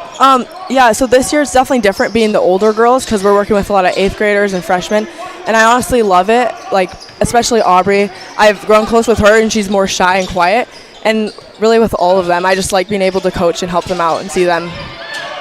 You've got a new something that you haven't had in the past on this Flyers team, and that's a post presence in Estelle Waltner. Yes. What's it been like having her contribute? Amazing, because usually I'm the one down there, and that does not help when they're 6-foot girls. And Estelle's also been especially great on rebounds and boards. She's had probably 10 a game at least. You've got a tough schedule to finish. Yes. You got 3 really tough games ahead of you. What's it going to take to get the job done? You know, it's going to take in those little moments where we're like slipping up, faltering, just coming together and being like, okay, we can't let them score anymore. Like, we have to stay on our game the entire game and just playing as a team. Because sometimes, you know, it can get to individual play, but yeah. I think we can do it. Yeah, good. I'm going to get back to the boys' game. Just congratulations, Riley. It's been a pleasure to watch you play. You're a class act all the way around, and look forward to what comes next this year and track season and then your senior year, believe it or not. Yes, I know. Okay, thanks, Thank Riley. you, Jeremy. Appreciate it. All right, we're back to boys action here. Taylor Goodwin and Oliver Waltner in off the bench for the Flyers. Under 3.5 minutes to play in the first quarter. Freeman trying to tighten up its defense here a little bit and force Alcester-Hudson into some misses, which they haven't done a lot of. David Walter secures the rebound. And there's Walter again. He gets free inside, off the glass. 16-11 now, Freeman. 3 minutes to play.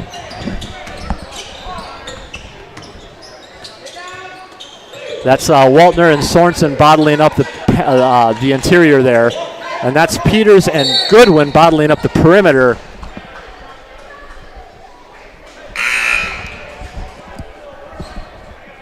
Kerrigan back in now for Luke Peters.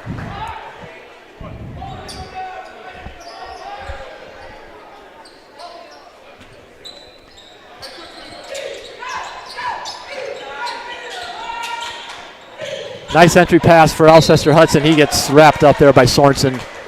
He'll be shooting 2. That's Cole Ahart for Alcester-Hudson at the line. Again, 16-11, 2:43 to play.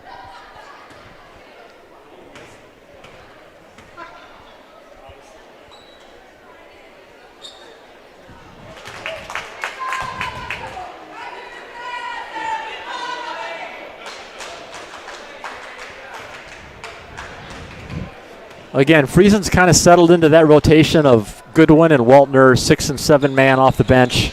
Waltner secures the rebound there. Kerrigan leads the break from the point. Working the ball around, gets a nice little pass to Waltner inside. Off the glass, 18-12, Waltner's first points of the game. Nice feed from Kerrigan there. He sees the court well. That's junior Tannen out, getting ready to check in for Freeman. So Friesen's going to go 8 deep here early on. That's been the rotation he's been using. Good defense by Kerrigan. Good help by Sorensen. Tough shot. Waltner can't quite bring the rebound down. Knocked off the Cubs. Freeman ball. Again, that's Tannen Jr. in for David Walter, the sophomore. 2:05 to play in the first quarter. 18-12 is your score.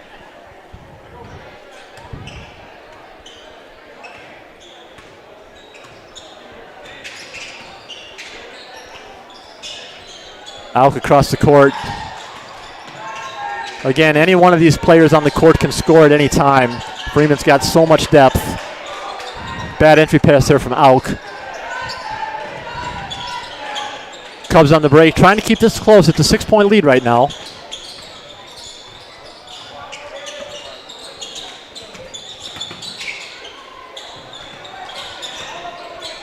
It's Auk and Waltner, a nice defense, forces.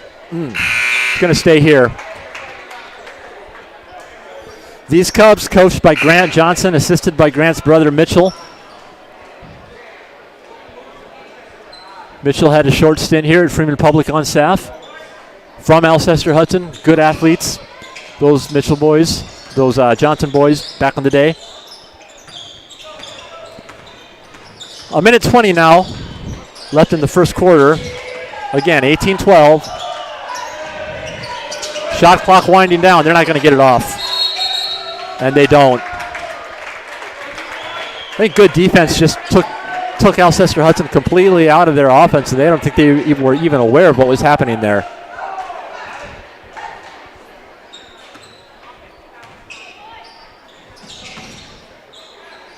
Here's Walter with that quick step inside to Waltner. Waltner feed Taylor Goodwin on the perimeter, and Goodwin can't quite connect. Cubs secure the rebound. Alcester-Hudson now moves the ball down the court quickly.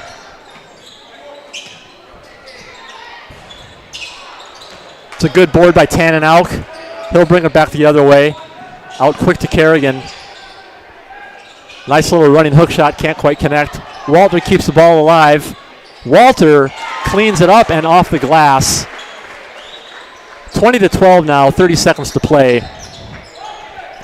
Shot clock and game clock virtually identical.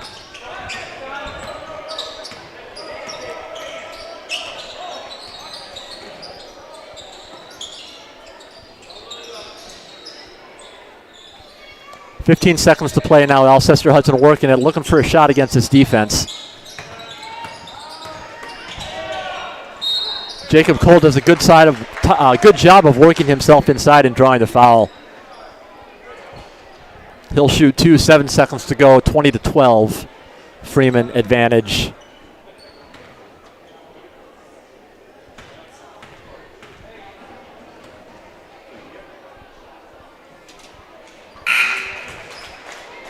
Really good start for Alcester-Hudson. They scored on, I think, their first 4 or 5 possessions. Freeman settled in a little bit now. They're going to have enough time to get the ball down the court and get a good shot off. We'll see if they do.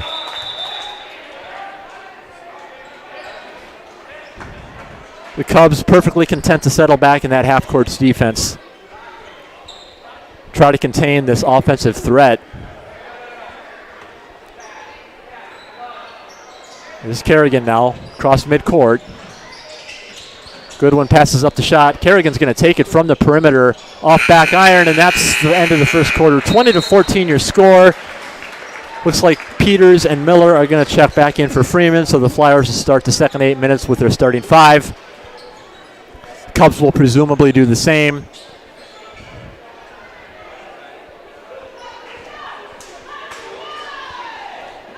And we will see what happens. Again, Freeman coming in with a 12-2 record, ranked number 4 in Class B. Playing a tough Region 4B. As good as Freeman is, they're actually sitting number 3 in seed points behind number 1 Viborg Hurley and number 2 Parkston. All 3 of those teams have identical 12-2 records.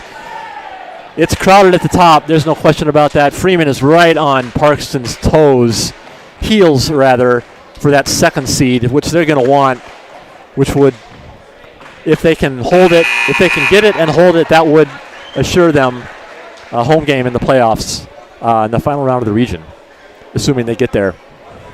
There are no assumptions in this Class B field, though. It's crowded at the top, not only in Region 4B, but in all of Class B. Some very competitive teams. DeSmet, Castlewood, right up there. Eyes are on Wall a little bit. Last year's consolation championship, they return almost everybody, if not everybody.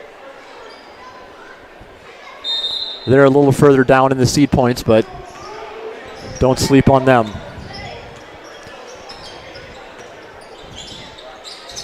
Cubs with the ball to open the second quarter.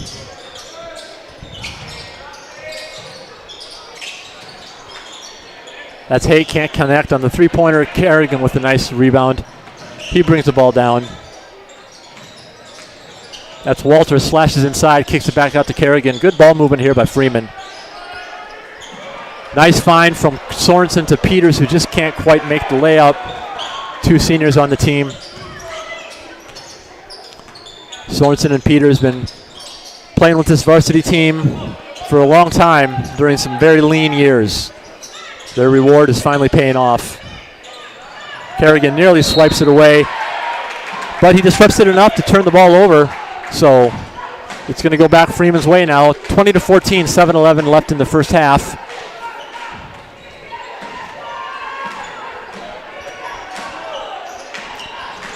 That's Walter with a quick jump step. He gets inside and off the glass again. Good body control.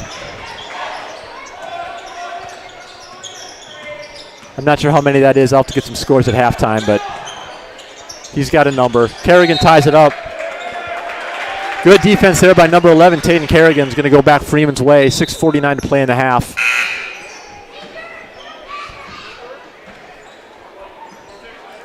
That's Luke Miller inbounding to fellow sophomore Kerrigan. Again, 3 sophomores in the starting lineup for these Flyers.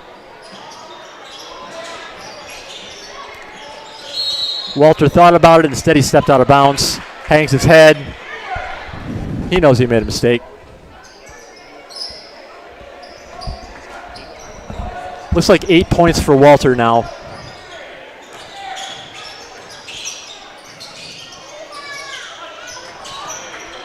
Freeman's defense creates another turnover. There's Peters on the move. Nice entry pass to Sorensen. Hesitates, but he goes up on the little jump stop. Coach Johnson wants the timeout. 24-14 now, 6:22 to play in the first half.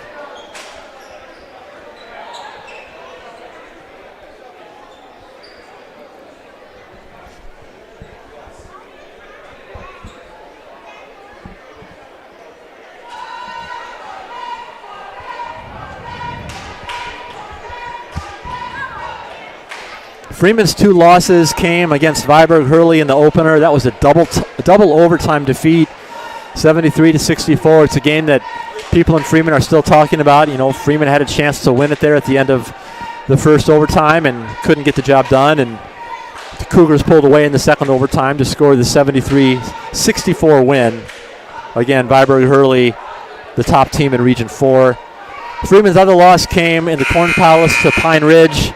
That's 79-66 at the hands of a very, very hot shooting Pine Ridge team.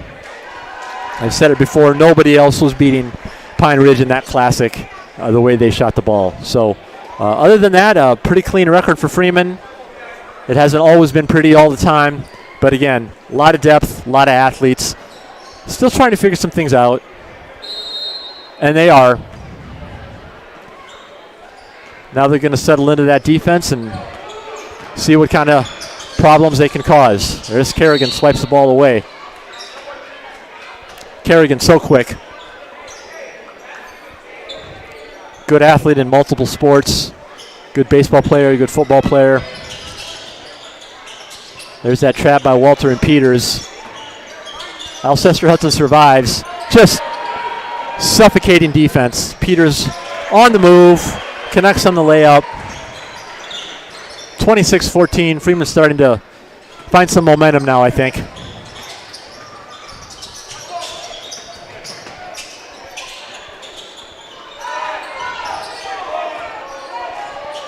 Again, Cubs were hot early, but they haven't done much since. Largely because of this defense, which is just everywhere. It's a zone defense that's just collapsing on everything. Finally gets free through it and can't make the shot. That was Ahart on the attempt. Here's David Walter on the perimeter now, out to Sorensen. He's going to find Luke Miller. Miller misses from 3. Cubs secure the rebound. That's Ethan Brown who came down with it. Brown, a 5'10 junior guard. Peters knocks it away. Cubs maintain possession. 20 seconds on the shot clock now. Alcester-Hudson's going to try to slow things down here, try to manufacture a shot. Gets it in the paint. They do get a shot off. There's the offensive rebound. And the score from Jacob Cole, senior forward, 26-16 now, 4:45 to play.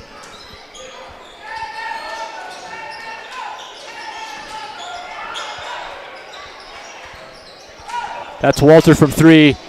This is the mark. Sorensen with the rebound. Nice little feed inside to Peters. Can't connect. Kerrigan with the rebound and the putback. 28-16. Kerrigan showing a lot of aggression out there. Playing really well on both sides of the ball right now. Approaching the 4-minute mark in the second quarter. Goodwin checking back in for the Flyers. He comes in for Luke Peters.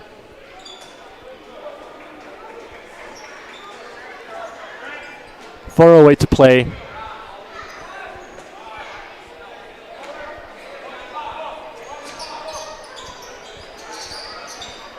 Waltner getting ready to check back in.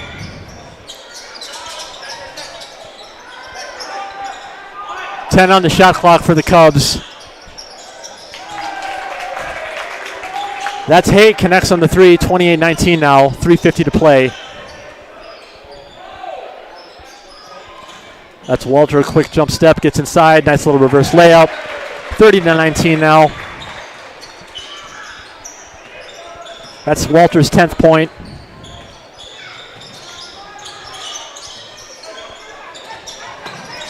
Goodwin swipes the ball away from the backside. Gets it back to Sorensen now. Back to the point guard, Kerrigan.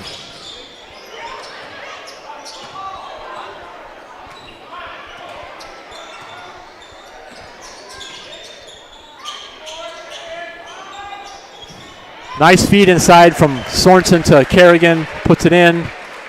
32-19, approaching 3 minutes to play.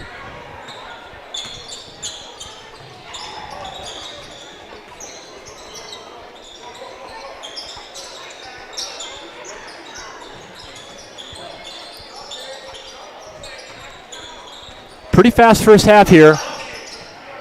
Kerrigan with the steal. He's on the move now. Nice little feed to Luke Miller, who misses the layup. Freeman maintains possession.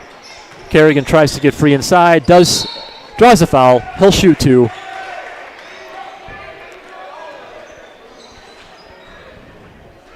Waltner and Auk ready to come in for the Flyers.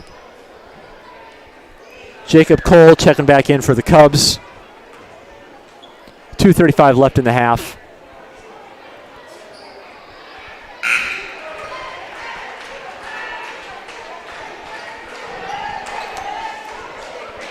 Miller and Walter out for Freeman. Coach Johnson wants a timeout. It'll be a 30, so we'll be back shortly.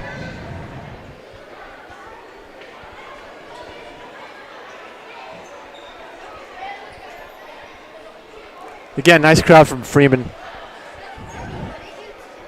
Stands 2/3 full probably.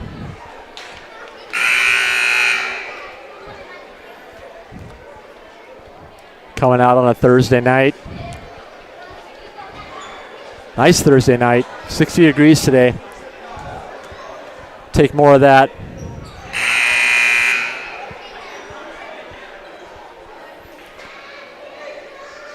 Freeman players smiling as they take the court again. That's Waltner, Auk, Sorensen, Goodwin, and Kerrigan on the court for Freeman. 2:35 to play.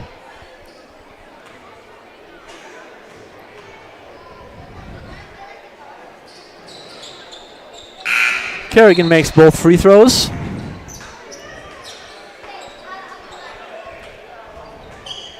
He comes out, Peters back in.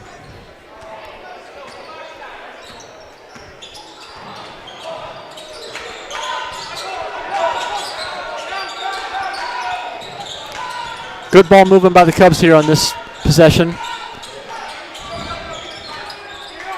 Again, they're working this half court, trying to find something.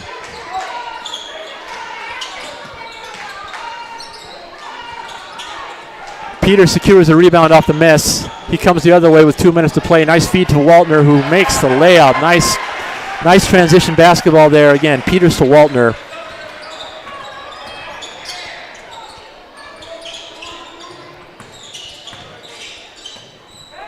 I think Waltner got a piece of that. Can't control the ball.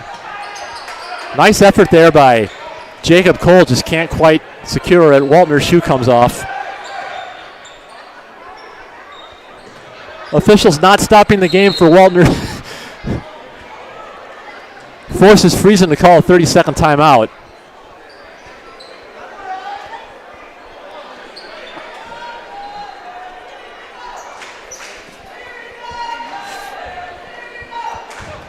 (36-19) now Freeman leads.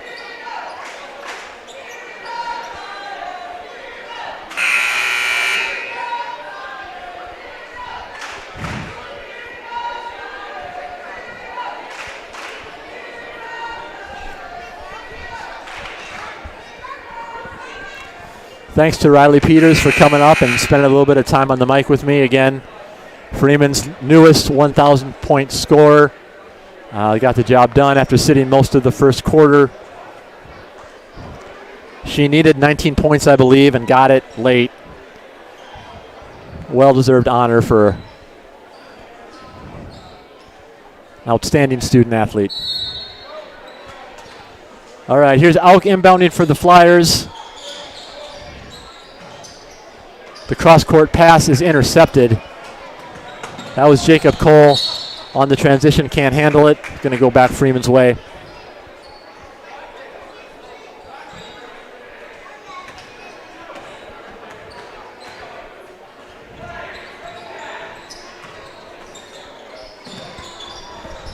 Peters with the strong move inside and the nice finish. 38-19 now, a minute 10 to play.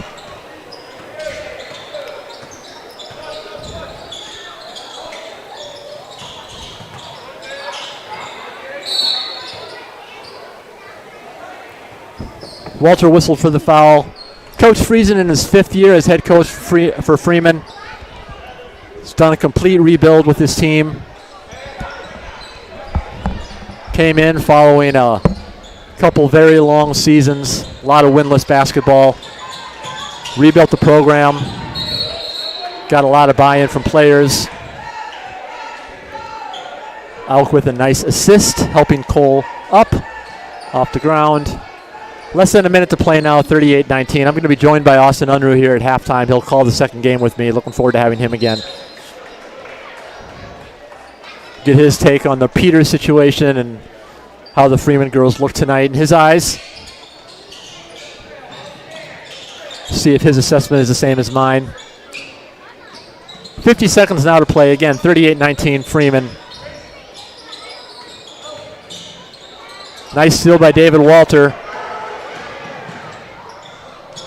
Nice body control, nice ball control to lay it in. Defense prevented him from the dunk, but 40-19 now.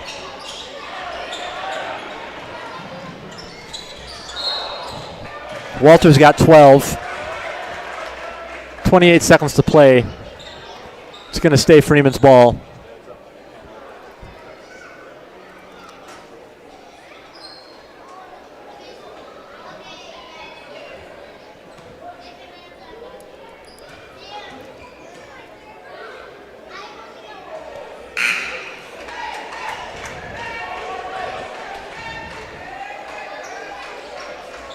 Taylor Goodwin in his first year as a Flyer. He's a senior. Transfer from Marion this year. Walter and Waltner come off. Again, a very effective role player in Taylor Goodwin. Can't connect on the second.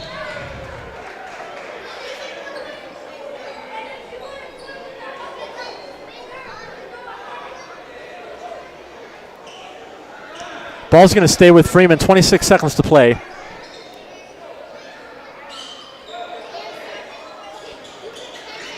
That's Tannen out from the perimeter. He's a good shooter, just can't connect there. That's the Cubs out on transition. Luke Peters with a nice block against a much taller, Somervault. Crowd loves it. Good position and nice timing to prevent him from getting that shot off. Somervault 6'4". Peters checking in at 5'11".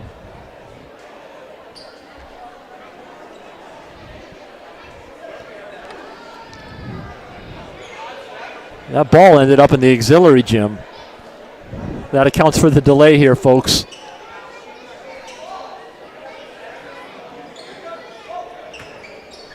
Cubs now 16 seconds on the clock. Obviously, shot clock is off. 40-19 Freeman. Cubs would sure like to get a bucket here going into halftime to get a little bit of momentum back.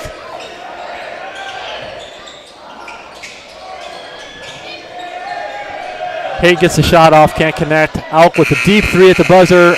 Almost banks it in, but doesn't. Hunter Nankival, David Malunga in on the action there at the end of the first half. 40-19 at half. David Walter just confirmed that a tweaked ankle at practice is in fact good. Thank you, Austin, for checking in on that. Oh, he was going to retape it at half, but he doesn't need to. Again, Austin joining me for the second half. Happy to have him back. We're going to talk some girls basketball here, and let's go and just start with Riley Peters. Just, from a coaching perspective, to see a player, reach that kind of success, what does it mean to you? Well, for me, that was largely just I was along for the ride there. That's the first year coach for her. So much of the work was done prior. Yeah. And any 1,000-point score, that's not a one-year thing. That's a multiple-year accomplishment. And so congratulations to her. It's a testament to a lot of work. And, in the locker room, especially for the younger girls on the team, I talked about so many of the good things in life don't come easy, and it takes lots of work, and it's not an overnight achievement. Small steps along the way and consistent work effort is what that's a culmination of. And so congratulations to Riley and for all the work that she put in, the team around her put in, and the family put in. It's just a fun moment for the program. Very deserving, to be sure. Let's talk about the overall effort from the girls that you saw tonight. A little bit out of character, a little bit for us. Missing Estelle, senior starter. We kind of knew that it was going to be a little bit different for us. Haven't played a lot of games or a lot of minutes without her out there with us. But I thought overall we got off to a decent start. But we had moments where we got a little bit. Their 2-3 zone slowed us down, and they did a good job of taking away our best action there. And so it's a work in progress for us still there. Things that we need to get better at. But in bursts, we played really well, and then at times we didn't play very well. And so things to learn and grow from as well there. Looking like Estelle's going to be able to play on Saturday. Is that the plan? It's still day by day. We're trending in the right direction. So hopefully she's able to give it a go. Copenhagen is a fantastic basketball team, and they've got a fantastic freshman post player that we would really love Estelle out there to be able to match up with. Copenhagen is not your only tough matchup to come. You got two other really good teams to end the season, and Ethan and Gable Allen, is it? Correct. What's it going to take to be competitive in those games and give yourselves a shot to win? Outside of the Lyman game, I felt like we've had an opportunity to compete and be right where we needed to be in all of our losses this year. Including Parkston to start the season, by the way. Correct. Yeah, we held a lead at halftime there, and we had a bad 3-minute stretch really is what doomed us there. And we missed a 3 there in the fourth quarter against Parkston that would have cut it under 5, which changes the final minute of a game. But I thought that overall, we've been just on the brink of cracking through that barrier and kind of being where we need to be in that conversation at the end of the game. And each of the games we've identified, and it never was in the fourth quarter. It was always, there was a stretch earlier in the game where we put ourselves in a hole that was just too much to climb out of. So you think back to our game here against Centerville a few weeks ago. In the middle of the first quarter to the middle of the second quarter, we took 8 minutes where we didn't score. Yeah. And in that 8 minutes, we lost by 20. Yeah. And from that point on, from the middle of the second quarter on, we won the game by 3. Yeah. And before that, it was tied. So, again, just a little stretch in there. And that's what good teams do. They go on good runs, and they take you out of your rhythm. And so learning from some of those moments and looking at those things and how we can improve in those type of situations are things that we're working on in practice and continuing trying to work on our half-court offense still. It's a work in progress. I think we talked about it maybe last time I was on here, but against good teams, yeah, you have to be able to execute in the half court, and that's something that we're still learning to partner our fairly decent fast break approach along with that half court. The one thing that has been consistent for you all year long is your defense. Just really it's obvious that that's a very intentional defensive game plan. Just talk about what that looks like from where you're sitting. I mean, again, tonight we only give up 34 points. Alcester only had one girl get into double figures, and so we're doing good things defensively. Again, you got to partner with some offense and made shots go a long ways, but some of it's rhythm, some of it's just spacing, and some of those basketball knowledge things that we're still trying to get all the pieces put together with on the offensive side. But defensively, we're fast, we're athletic, and what I value a lot is how strong and physical we play. Sometimes it gets us in foul trouble. Actually, not sometimes. A lot of times it gets us in foul trouble. But I don't want to change that brand of basketball to be shy or hesitant. But yeah, it's something that they valued and worked on really well in years past as well. So we're continuing that moving forward here. That Centerville game, I know you'd like to have that stretch of basketball back. Lyman, that just wasn't your night. But you've bounced back. You're on a 4-game winning streak. So, congratulations to you and the girls for settling back in and getting some momentum back. And it's not always easy to do. Yeah, well, let's hope we can continue that forward. Yeah, we've got three fantastic opponents that are all ranked or receiving votes in the top 10, 12 seed points for Class B girls. And then we've got Hanson, Class A team, and then Gettysburg at Corn Palace. So, yeah, we've got a full schedule here to finish things out. But that's what we want. You want to be playing and preparing for the regions at the end of the year. And ultimately, in our region, we're going to have to beat a very, very good team. If you look at some of the regions, our record and our seed points 5-8 deep before you get and you compare it to some other regions, their top 2 teams would be where we are at, and where our region goes pretty deep. So yeah, we're going to have to beat a good team to get out of our region, and everyone knows it. So that's the type of games we want to play to prepare ourselves for it. Let's shift back to the boys here. Did you see much of the first half? No. Okay, so you can't give your assessment. No, sorry. Well, let me catch you up. Alcester-Hudson, I think they scored in their first 5 possessions. Couldn't miss. Made it for an interesting couple of minutes. Freeman really settled into their defense after that. Really effective 2-3 zone that just gave the Cubs absolute fits. Pretty balanced scoring on Freeman's side of things. David Walter had a nice first half. I think he ended up with, he's sitting at 12 points in the first half. So got some contributions off the bench. And Luke Peters looked strong, as he always does, and hit some big shots. And so, yeah, just kind of what we've come to see. Just a lot of good ball movement. Doing a good job of settling into the half court, maybe making those extra pass or two that they didn't see at the start of the year, which is what Coach Friesen wants. So, again, it's just continued improvement for this boys team. Yeah. I know when I was up here with Riley at the beginning of the game, the Alcester definitely had come out of the gates fast, and they were up in the lead. And since that time, if I do the math correctly, it would be a 32-8 run. A 32-8 run from the time that I was up here, saw the score, and then have returned back. Well, you're a math teacher, so I'm going to trust you on that. I would have guessed it was somewhere around there, because Freeman has absolutely dominated this game after that first couple of minutes. So we'll see what happens in the second. 40-19. Alcester-Hudson coming in 5-10. Freeman, of course, 12-2 on that 10-game winning streak. I said at the onset of the game, longest winning streak in Class B right now. And they've earned it. They've played some good teams in that 10-game stretch. They've earned it. They've been consistent. They're stringing games together now. They're just deep. There's not many Class B teams that have the physicality and the size that Freeman is able to put on the floor, and that's troublesome for teams. And they partner it with athleticism, and that's the key. Is that it's not just size alone. It's coached well, and it's athletic players that are in the right spot and doing good things together. Yeah, 10 players.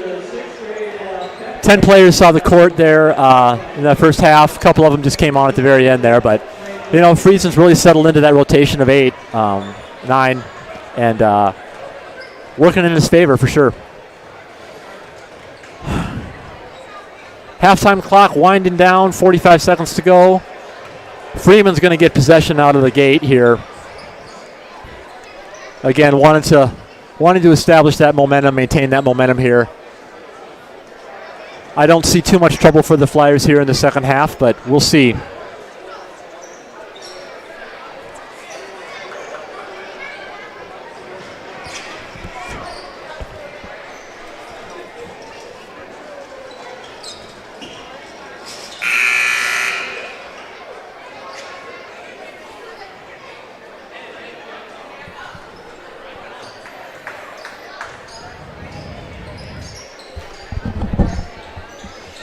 Miller, Kerrigan, Walter, Sorensen, Peters, the starting 5 back out for Freeman. Again, 3 sophomores, 2 seniors.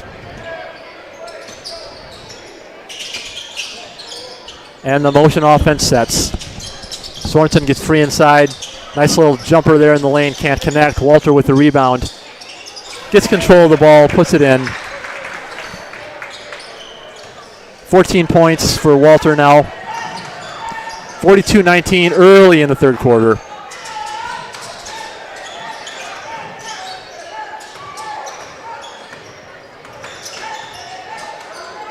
Freeman playing that tight man-to-man defense, results in a steal there by Kerrigan. Motors in for 2. Kerrigan having a nice game. He's been everywhere on that court. Offensively, defensively, he's quick. He sees the ball, sees the court well. And he can score.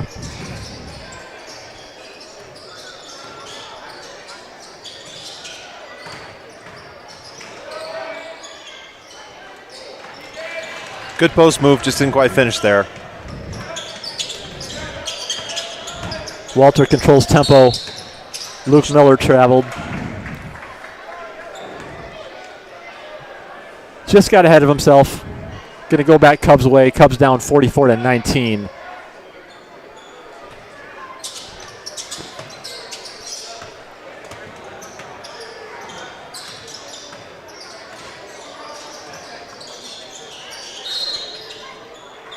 Luke Miller wanted to steal, just caught him on the arm.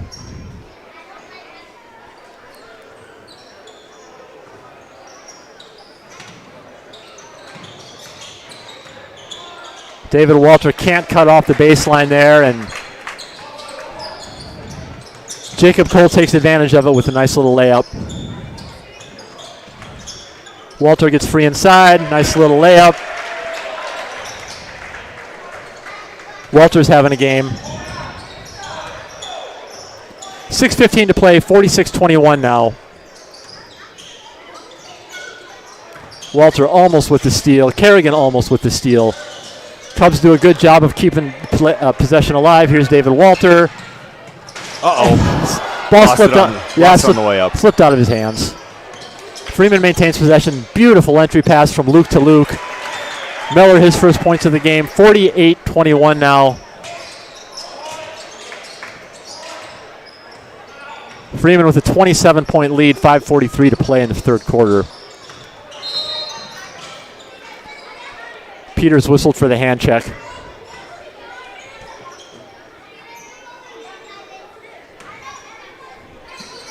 Good pressure defense here by the Flyers coming out of the second half. Easy to come out flat when you have a lead like they had at the cushion. They did a good job of staying disciplined on defense here and continuing to pressure the ball and play hard.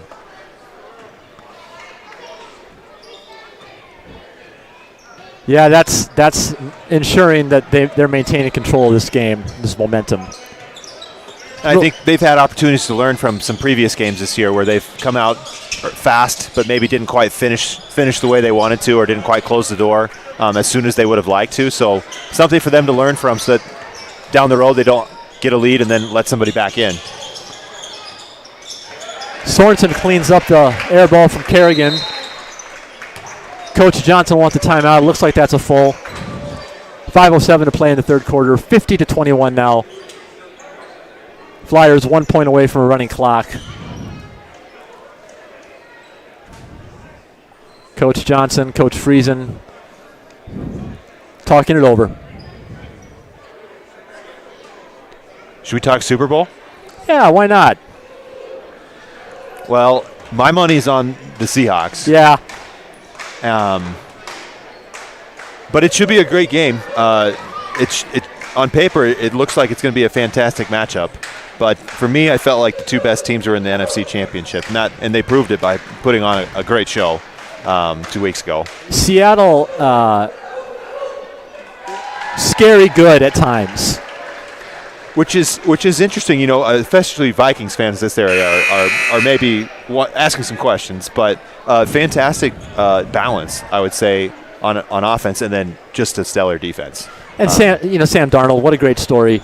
You know, that they're going to be talking about that in the pregame. You know it. Happy for him. Absolutely. Not the quarterback you would have guessed from that draft class of 5 to be the first to hit the Super Bowl. So that's intriguing storyline there, and should be a good game. Yeah, I'm looking forward to it. I love the Super Bowl. All right, here's Alcester-Hudson bringing the ball down now. 5 minutes to go in the third quarter.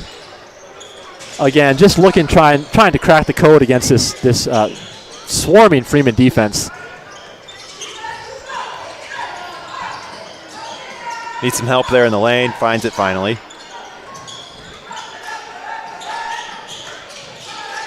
Shot clock down to 9 seconds now. Just good, well-positioned defense here. Absolutely, and that backside help is just so good. Here's Kerrigan bringing the ball down. Wanted to pop. Finds Miller inside. Miller goes up, gets blocked. Good defensive play there. Maybe some contact, but I'm okay with the no whistle on that.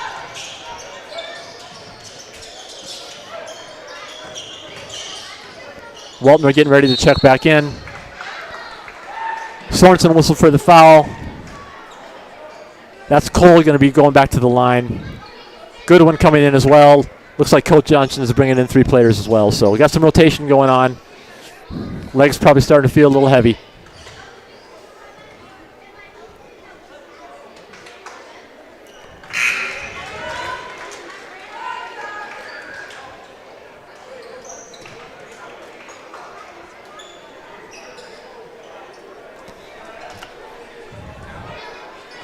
(50-22), 4:14 to play. Again, Waltner and Goodwin check in.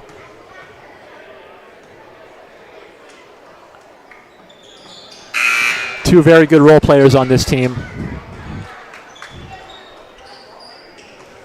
Probably starters on most others. Good one from the perimeter. Yeah. Rattles it home. Alcester didn't come out and match up well there with their substitutions and left him uncovered in the corner, and Taylor made him pay. Freeman bench liked it. Again, Taylor Goodwin, a really nice addition to this team in his senior year. Had the opportunity to coach him when he was underclassman with Freeman Academy Marion Bearcats, and his older brother as well, and his 2 older brothers, I guess, with football as well, with Chris. So good family. Enjoyed coaching all of those boys. Hake on the 3 makes it 53-26, 3:30 to play.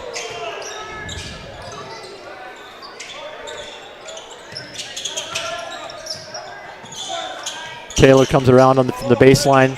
Skip past to Sorensen. Wide open, long 3. Can't get that to go. Walter with the rebound and the foul. He'll shoot 2. Alcester dropped into a 2-3 zone there, and Freeman never found the paint and took an outside shot, but one of the hardest parts about running a 2-3 zone is rebounding out of it, and Walter was able to sneak in there and get that offensive rebound. Again, he's so long. He's got such a great vertical. Strong kid.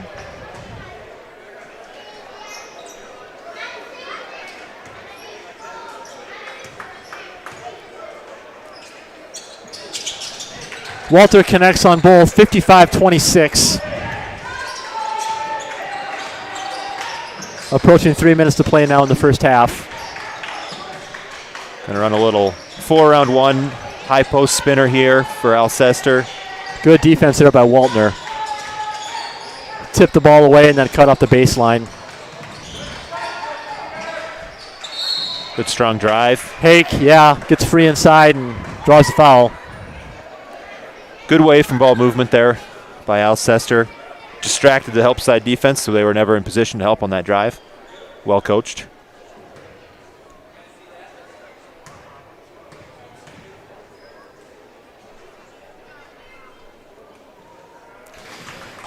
The Johnson brothers for Alcester-Hudson, good athletes in their day, and teaming up and leading this ship, leading the show for a while there for the Cubs. My first ever coaching game was in Alcester-Hudson with Freeman Academy, and those boys were playing, and they demolished us. I remember. They were a fantastic basketball players on that team.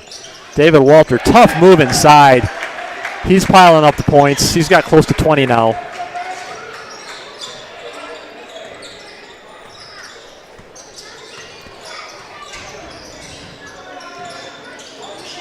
.220 to go here in the third quarter. Freeman with that 29-point lead. That's Luke Peters on the break. Oliver Walter keeps the ball alive. Peter gives Peters another shot at it, and Luke Peters says, "Thank you very much, my friend Oliver." Good hustle there. Easy to not hustle down the floor when you're up 30, but sticking to it, playing hard, not breaking character. Walter almost with the steal. Alcester-Hudson somehow maintains possession. That's good off-ball help there by Waltner.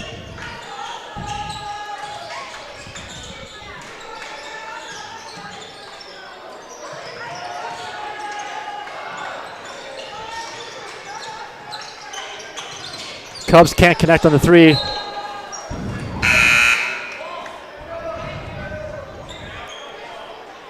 Alk and Sorensen checking in for Walter and Miller. Clock running now with a 31-point lead. So this game's going to dribble away here fairly quickly now. It is. For the final 9 minutes. It is.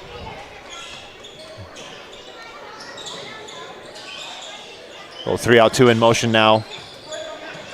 Setting down screens, cross screens in the post. There's not an early post up.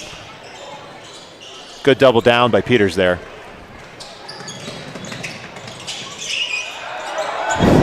Crowd wants to travel.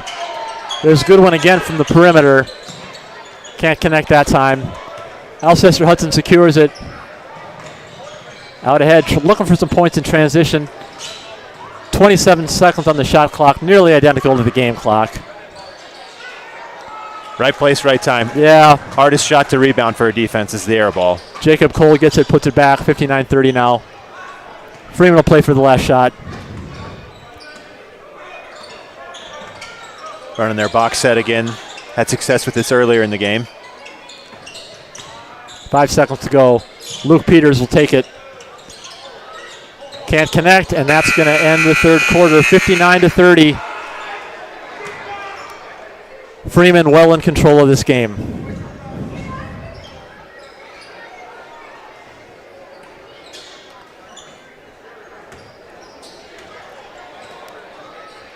Back to the Super Bowl. Back to Sam Darnold. Maybe a little tough to stomach as a Vikings fan since the Vikings gave him up. Thoughts on that? Hindsight 2020, right? Yeah, but I think he landed in such a positive situation with an energetic young head coach with a new program, and then they just did a great job of surrounding him with players. JSN is the real deal at wide receiver, and then they bring in Cooper Kupp to help lead that wide receiver core there, and then two fantastic running backs. I know Charbonnet isn't going to be able to play with his season-ending injury, but Kenneth Walker, also explosive running back. So he didn't have to carry the burden.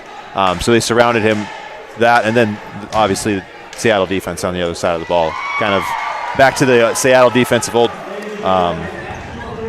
shadows of the Legion of Boom from years past. So.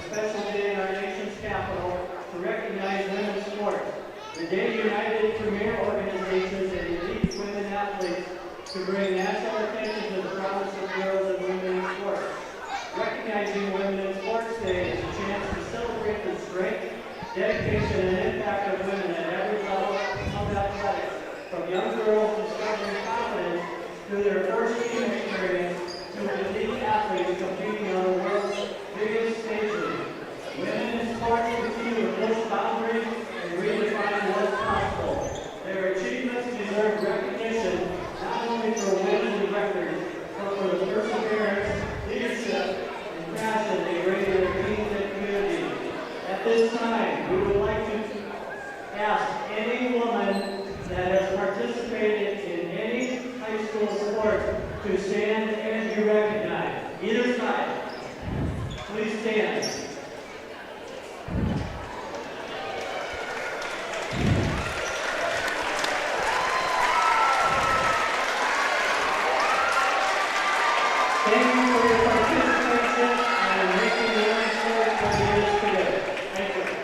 Nice recognition there from Paul Winia on the women in sports. Women in sports, women in leadership, I'm a fan.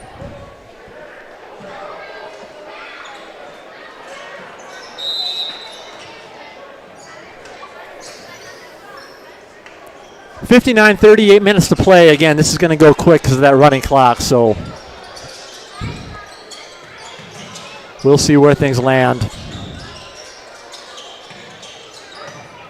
Friesen with his starting 5 back out there. Cubs do a good job of getting through that Freeman defense, but Walter got his hand on that and tipped the ball. Back the other way now. 2-3 zone here for the Cubs.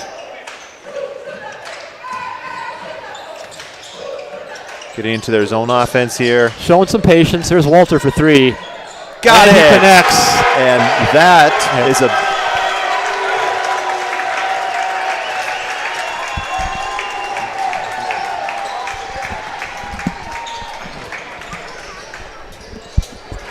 .62-30 now. 62-32. 7 minutes to play. Good looking 3 for Walter.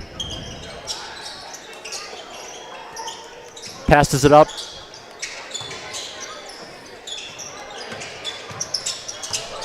Kerrigan just misses Miller underneath. Looks like Friesen's going to empty his bench. Pull the first 5. 62-32. Waltner, Auk, Goodwin, they've seen action. Nankerville saw a little bit of action at the end of the second quarter, and that's another sophomore, Lane McCune in.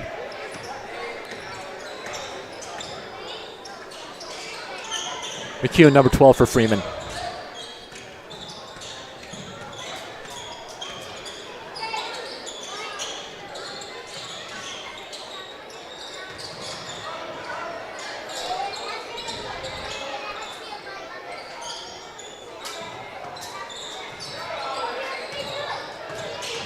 Getting down in the shot clock here. Alcester's going to have to find a shot. They do.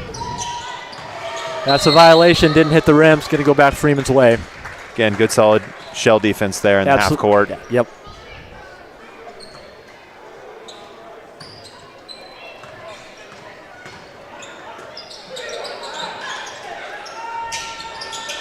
Nankerville finds Waltner. McCune, his first shot of the game, and it goes down. 3-point shooters everywhere on this team. Good spacing there on offense, staying disciplined in their zone offense there.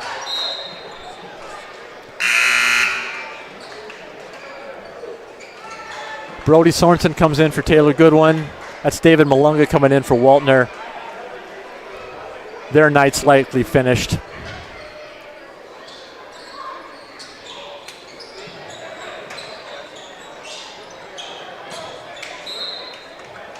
Untouched, it'll be Freeman's ball on the baseline. Good experience for these guys now in the last 4 minutes and 45 seconds. These minutes obviously important for the future.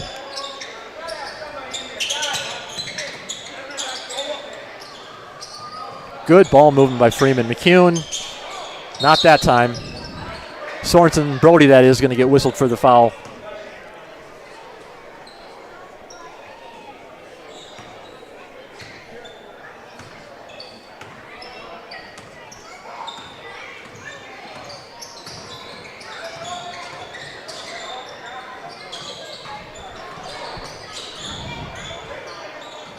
Good pass. Yeah, nice little give and go there. Nice give and go. Yeah, nice play by the Cubs. Cole, a good senior leader out there for him. Yeah, and been in the system for a while. He clearly knows his role and does it at a really high level there. He directed that player cut there and delivered the pass on time and on target. And give Alcester-Hudson credit. They're playing hard. Absolutely. It's a hard thing to do, but they're finishing the game with class and character, and it comes from the coaches. Brody Sorensen can't connect. Brody is sophomore as well. Big sophomore class here for the Flyers. Another strong move from Cole. He's a good player. Looks like Coach Johnson's gonna pull his guys. David Malunga maintains control.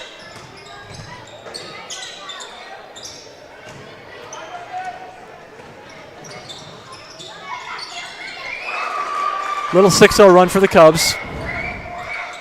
Still getting out in transition. That's good to see. The coaches are going to love that. They're playing hard till the final buzzer.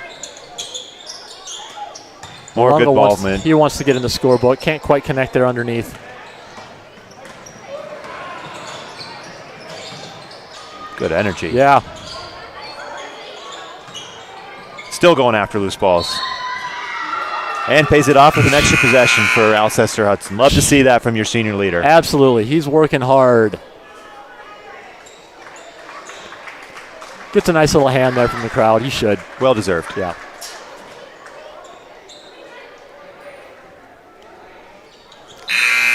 Friesen putting in the last of his bench. This is Axel Schultz, Braden Mangel, and Trey Mask.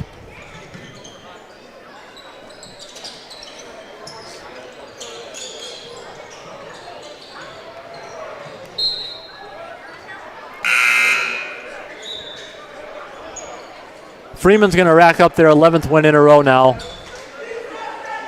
They moved to 13-2.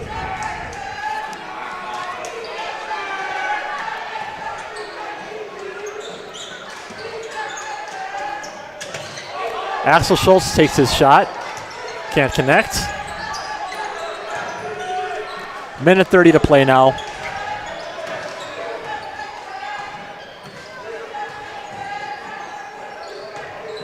Well, looking ahead to next week for Freeman, they got 3 games next week, Tuesday, Thursday, Saturday. Saturday's the kind of the big one circled. A little bit of rematch from Aberdeen, matched up with Wall at the DW Classic at the Corn Palace.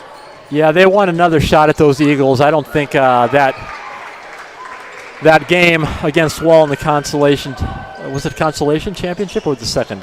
Yeah. It was the consolation championship. It didn't go Freeman's way.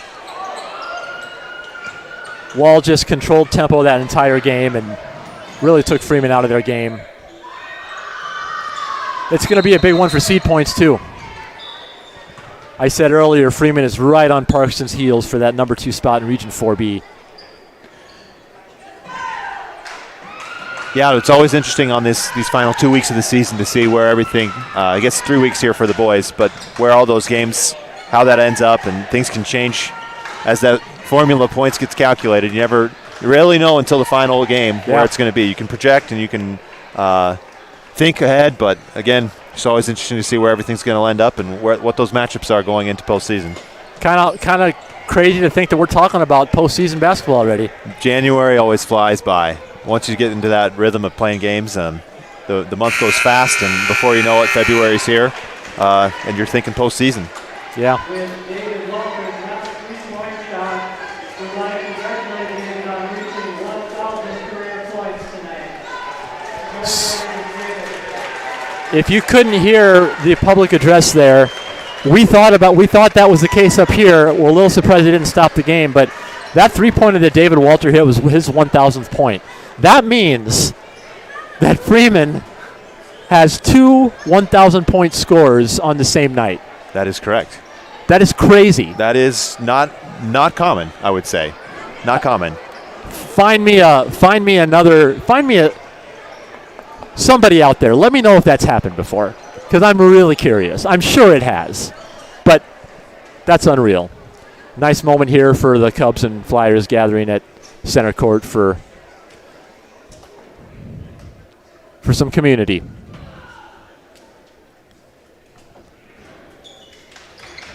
Always nice to see.